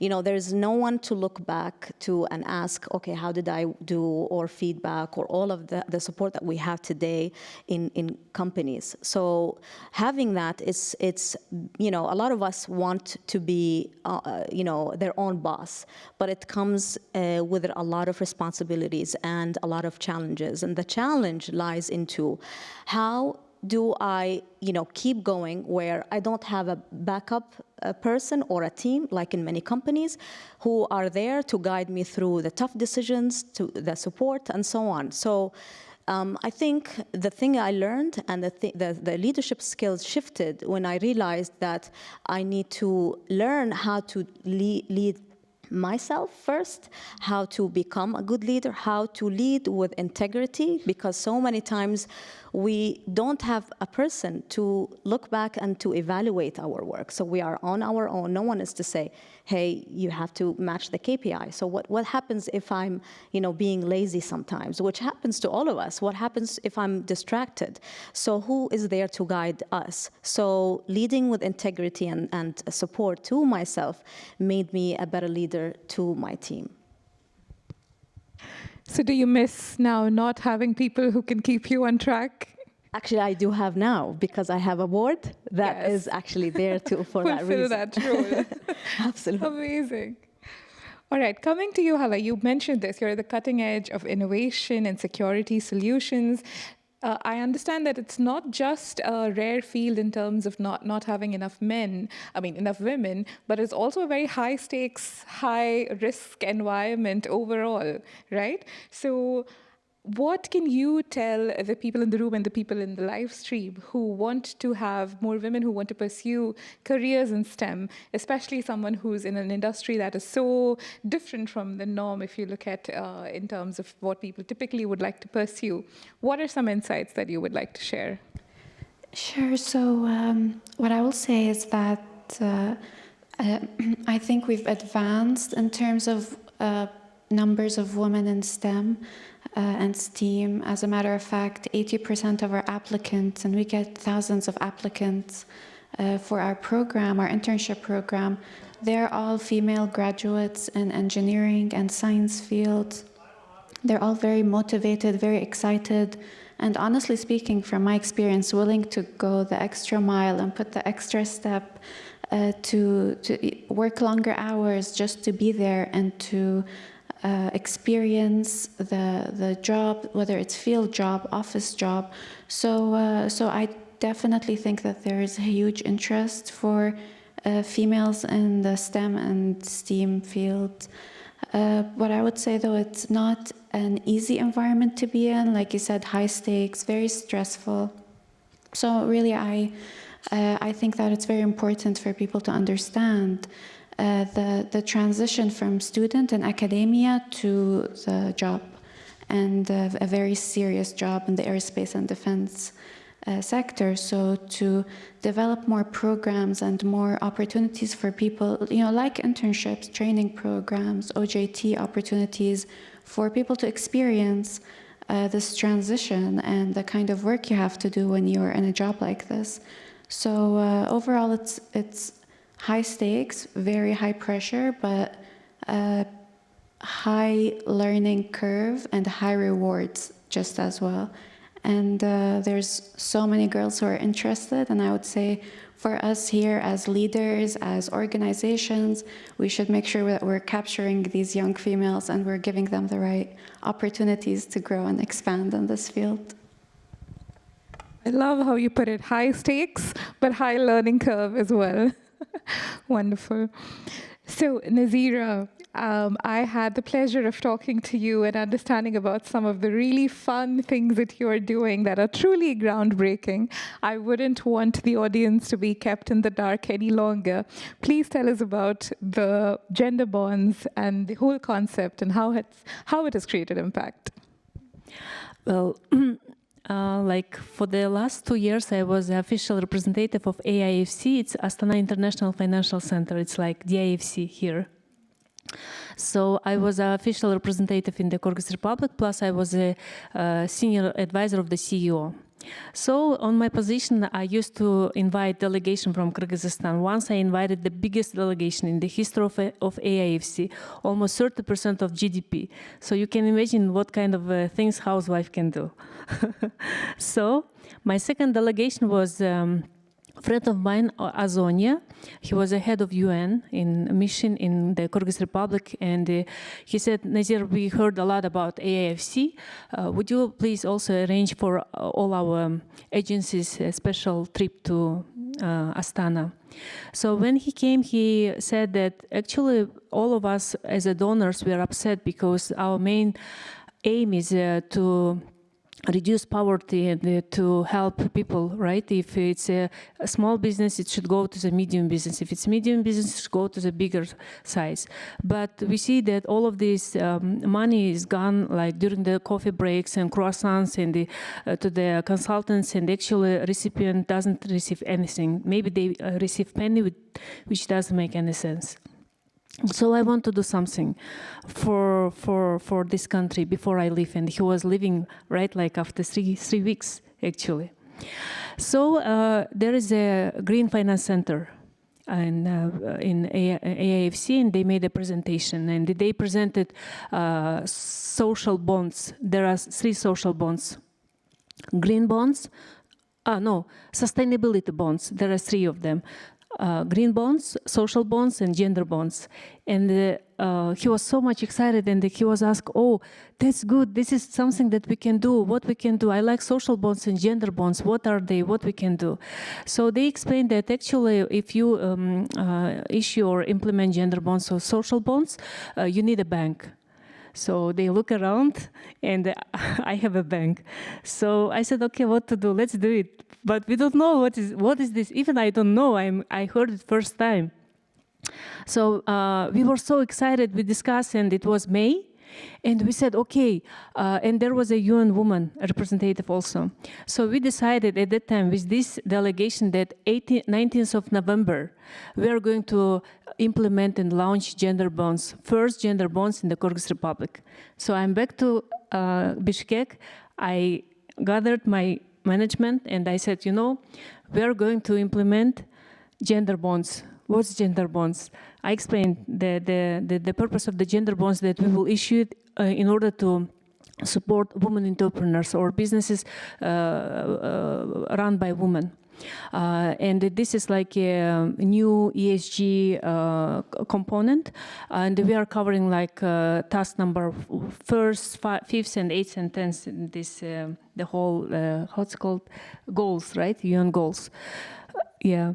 So they said, but it's impossible. It's like we have only 5 months left, and we have to change charter of the bank. We have to write down new policy. We have to go regulatory, and there are a lot of steps to do, and it takes like 1.5 years. I said, no, we will do it within 6 months. We can do it. They said, no, it's impossible. We cannot do it.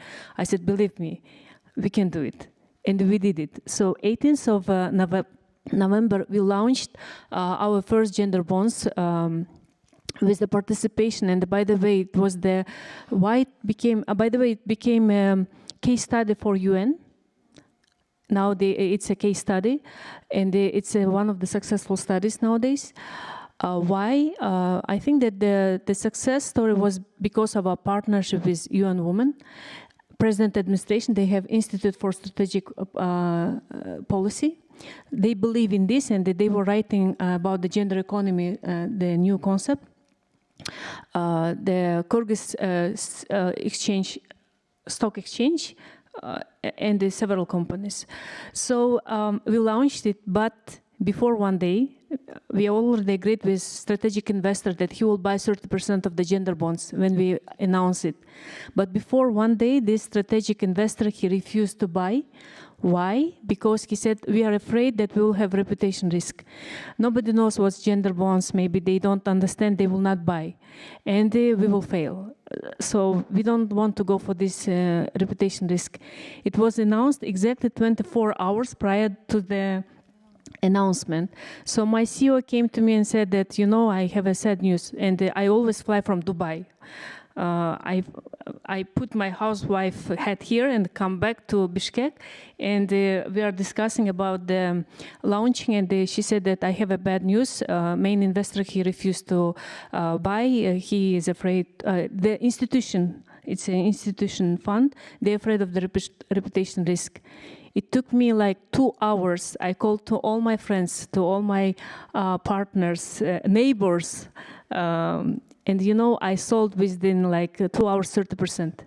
Wow. And next day, we did it also online. It was online, so you can buy it online. So within 30 minutes after launch, we sold 30%. That was that was really a success story. And why? Because actually what we did, it's $1 million, it's not a big amount of money. But what we did is that we put on the agenda the importance of supporting women. This is first. Second, nobody knows that through stock exchange you can buy bonds. We don't buy bonds and shares in our country, but we are promoting gender bonds. What's gender bonds? Buying gender bonds or social bonds, you become a social responsible investor. This is the second message that we deliver. The third message, very surprisingly, can you imagine among the 30%, almost 70% bought by women. So women, they believed in this. And this is the success story. So still now I have a goosebumps. I think that deserves a round of applause. Yeah. And why it became success story? Because UN, they allocated a lot of money, millions, to all of their agencies to promote and to implement gender bonds, social bonds, green bonds, but it didn't happen because they were afraid. They don't know how to do it. And my story, why became successful? Because I don't know.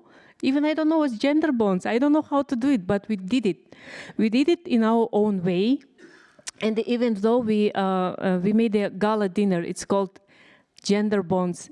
So many influential people, parliament members, they calling me, they said, Nazira, somebody offended you. Why you are promoting very aggressive gender bonds? We are very good with you. We always supportive. Why?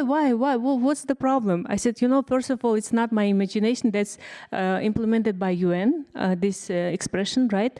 And the second is that you have to come to the gala. You have to support, and all of them, they support. By the way, it was supported by the Minister of Economy. He participated. And the two vice prime minister, they participated in our gala dinner. So we made a very good storytelling out of this. So when everybody asking, what's gender bonds? We said, bonds, gender bonds. So, and it also had a very huge success. So the good thing is that now we launched the second edition with the State Bank. So they bought for $1.3 million. So yeah, we are continuing. And what we do, the criteria is that 50% of ownership should belong to women. The CEO should be a woman. 30% of employees also women. Plus, they have to follow the ESG, the compliance. So this is my story. Wow. That's phenomenal. And I think the mix of just conviction and risk and all of that you did, and also the access that you had, and you decide to take this risk with your bank, it's a brilliant example of how someone can be visionary and it can truly make such a big difference. Actually, it comes, I'm a banker, right? And here you have all the conditions created by the government. You have big support, but back in our region, we do it ourselves without support. So I know what is this. I know that it's very hard to get access to the finance. It's almost impossible. So that's why after learning, after this experience, after 25 years in the banking and after graduating executive MBA from Harvard and building up all of this network, I decided to help and to show this way to other women. So that's like it comes from the personal experience. Amazing, mind-blowing. And when she told me the story, I was like, this is gold. We definitely have to showcase this during the panel discussion. Okay, coming back in terms of creating a culture of innovation, right? How do we foster that within wider teams? I'd like to hear from you, Reem, especially when there is a lack of, say, limited resources or support. How do you ensure that the culture of innovation is active? When it comes to culture, it's less to do with pushing innovation and more into looking at it from a human-centric orientation. Something that I learned the hard way, once you understand the needs, the inspirations of your team and colleagues, and that's how you get the buy-in that is aligned with the vision of you as an entrepreneur, as a founder. And I think, Nazira, what you said instills a great example of what a culture of a woman, a chairwoman who's heading with determination and pushing to break these stereotypes. And that itself speaks volumes about the culture that you have instilled. And another thing that I learned is that when it comes to building a startup or a product, there are two main important points that you should focus on. The first part is your value system, which eventually converts into culture, and then your team. So without your team, your product, your solution, regardless of you're building the best crème la crème of the products, you're not gonna reach there. And it's very important that we look into these aspects, and that itself will eventually help your team members to look at these challenges and constraints as opportunities rather than areas that will create a barrier. Couldn't agree more. Ravan, coming to you. Especially since, again, you work in a very cutting-edge field where everyday technology is changing so much, and it's important that you stay abreast of what's happening and you're ensuring that your business is incorporating these elements. At the same time, it's also important to have a long-term view, right? So how do you balance being apprised of trends, being on trend, yet staying impactful in the long term? So maybe if I can give a little bit of context to what we do. At IX Meta, we utilize virtual reality, augmented reality, and metaverse to basically convert the training content into an immersive content. So picture this, a trainer would wear a VR set, or a trainee would wear a VR set, will be placed in an environment that we design, looks at a device or a machine, and train on this machine while having the trainer somewhere in China, India, and this person tells them, okay, this machine, you need to push this button, you need to change, you need to assemble. So doing that, we enhance the skill set, we provide a better training, and so on. So basically, our biggest goal is to achieve success at a national level in conjunction with the goals of Vision 2030 in Saudi. So basically, this vision is not just a vision, it is really a guideline to where the government is headed to, where we are as a nation and the country is going to. So achieving or being relevant to that vision is very crucial for us. So we help government entities and private sector achieve their part of the mandate of achieving Vision 2030. So basically, this is what we do by utilizing or giving them the technology that they need to achieve these goals. So this is how we stay relevant to what's happening around us. So then it is skill building, but also aligning especially with national agendas, and that can help you stay impactful in the long term. Brilliant. Would you like to add to that as well, Hala? So how would you balance between being, again, because it is an industry that changes a lot, being apprised of the latest trends, but staying impactful in the long term? Right, so I think one thing I learned with my time at Lockheed Martin is to have this lookout to the future. A company like Lockheed Martin does a lot of analysis, studies, and evaluations of what the future trends are going to look like and what do we do now to keep up with these trends. But also on the very other end of it, we don't like risks. So it's not always a good idea to jump on the next trend or to do the latest idea if it doesn't hold potentially or it doesn't meet all of our evaluations and studies. So for an organization this big, sometimes it's a bit more slow to take on new ideas, but we do a lot of homework with it. But that's why it's so exciting to be in entrepreneurship and to be in these areas or startups where you could actually take on that risk and join on the trends and on the forward vision. Brilliant. I'd like to talk about who have been people that have come before you that have influenced what you've done and made an impact on you. Always in panels, we all ask panelists for what their message is to the future generation. But I think specifically as women in such different fields who have broken a lot of barriers, it'll be great to hear from you about people who came before you and what do you have to say about them. Should we begin with you, Nazira? Yeah, sure. So I would probably, the first woman I look up to and aspire is Princess Rima bint Bandar, who not only inspired us as Saudis, but in fact inspired everyone that, you know, it's possible for us to be in this leadership position and give back while being really far away from us as a country. We always hear back from us. She's our first support. She's our backbone for us as women. We look up to her. We see how she is representing not just herself as a woman, but she is representing the ambition that we have, the hunger that we have, and she is my role model, and I really, you know, I'm always inspired by her. She's the first one to come to my head. I can continue. I have graduated from the American University in the Central Asia. In the dean, the lady who created Kamila Dushabayevna, she's my role model.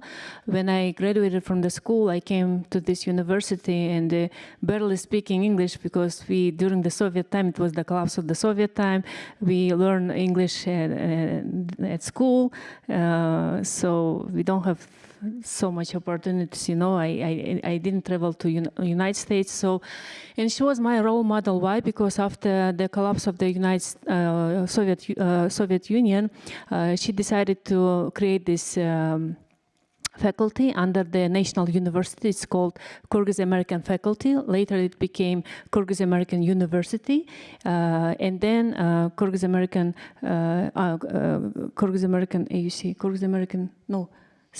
American University in Central Asia, confused, sorry. So she's my role model, and I remember when I was like 17 years old, she said that you have to graduate this university and you have to do this and this and this because we are from one city, and don't feel me shame, like, you know. So I think that she's proud of me now, so she's my role model. Brilliant. Reem? So since they mentioned females, I'm going to mention a female. Despite I have amazing male role models, but so I was a member in the Beirut Council under Her Excellency Shamma al-Mazroui. Shamma al-Mazroui has been a great inspiration and a role model for me and for youth across the UAE. The aspects of transformational leadership and empathy. She's one of the few leaders who highlights the importance of empathy and how to put yourself in the other person's shoes when it comes to dealing with policies, the agenda, initiatives, where it's not always about meeting the outcomes, but it's about having this human-centric approach, and that what I mentioned in the second point. So Her Excellency Shamma has been a great friend, a great supporter, and a mentor throughout this journey of adhering to the outcomes and developing and delivering the youth agenda in the UAE. That's great. And for the members of the audience, Shama was the youngest minister ever around the world, the first minister to be a minister of youth, and she's also an NYUAD alumna. All right, let's hear from you, Hala.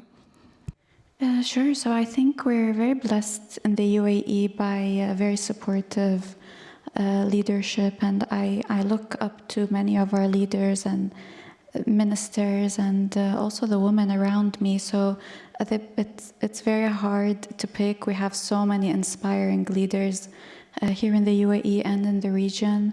I definitely look up to my sister, who's been a trailblazer in industry, but I also want to give an appreciation note to Liz, who is honestly such a great mentor to me.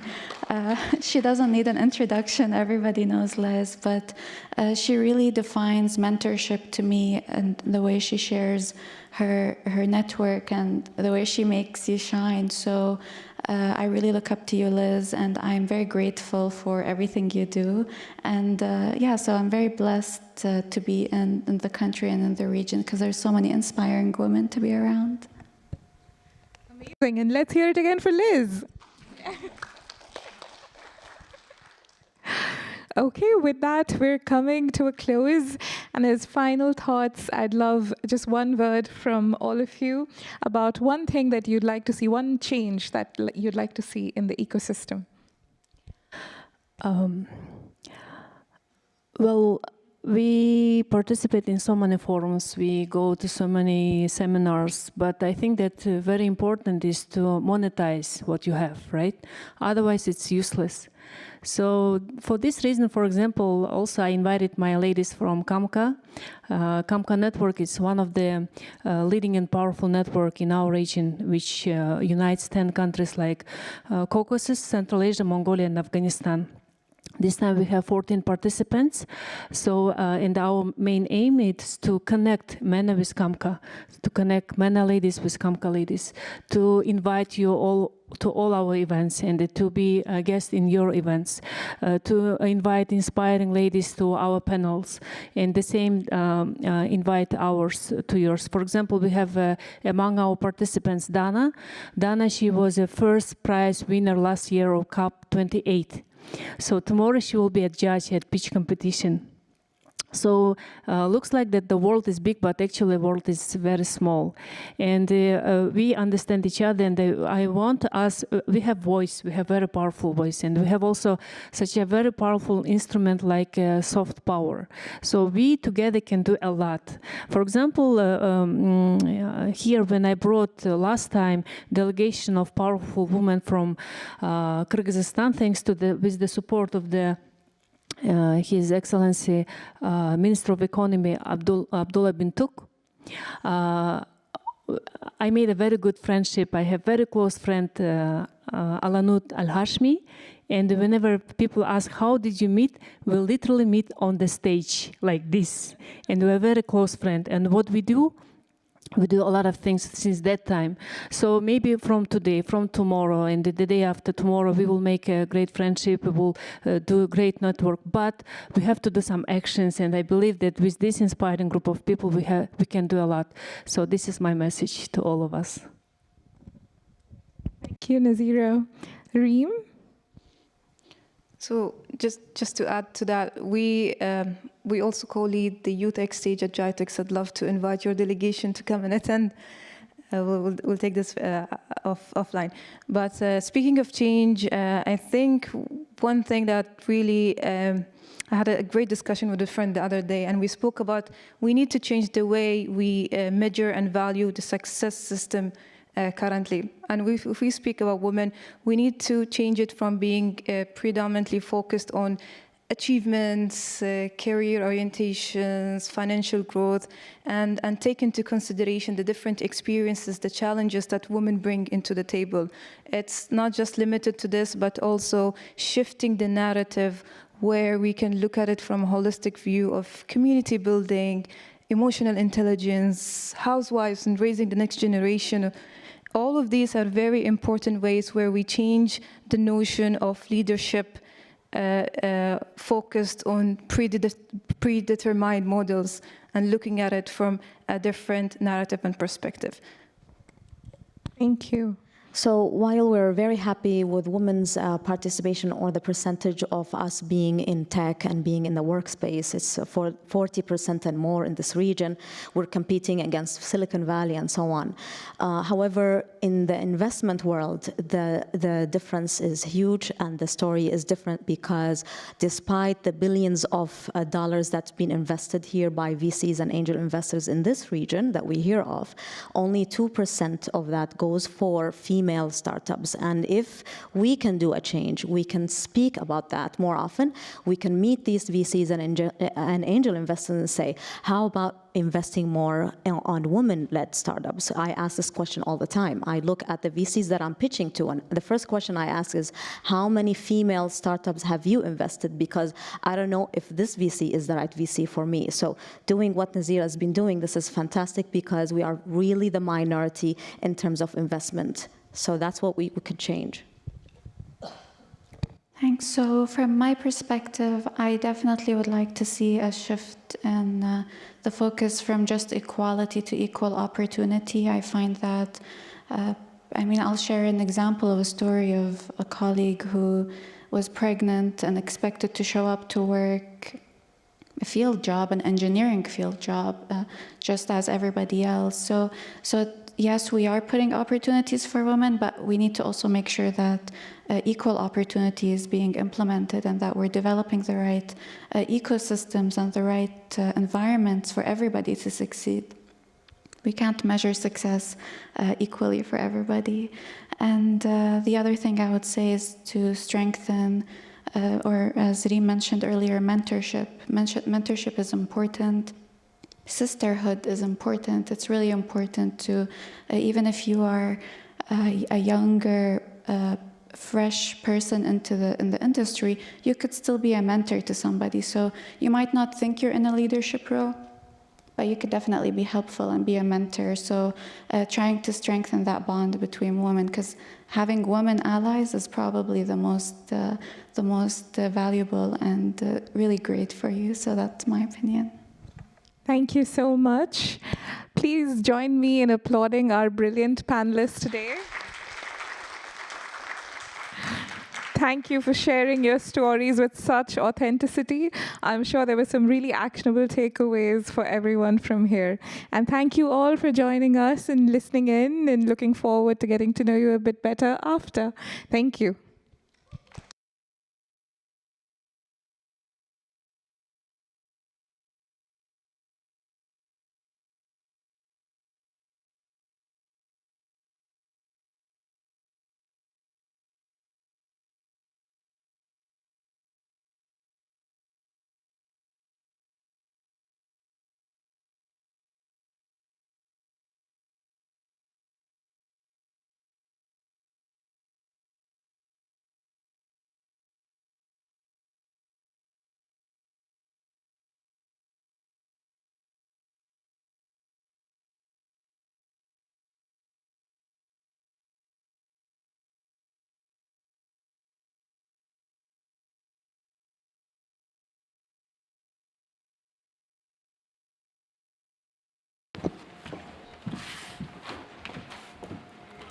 A heartfelt thank you to these remarkable leaders for sharing their stories, their journeys with us today. Thank you all for attending today's session and event. We hope you leave here inspired, empowered, and motivated to go more and above and beyond, and ready to drive change in your own industries, in your own ways and verticals. Thank you all.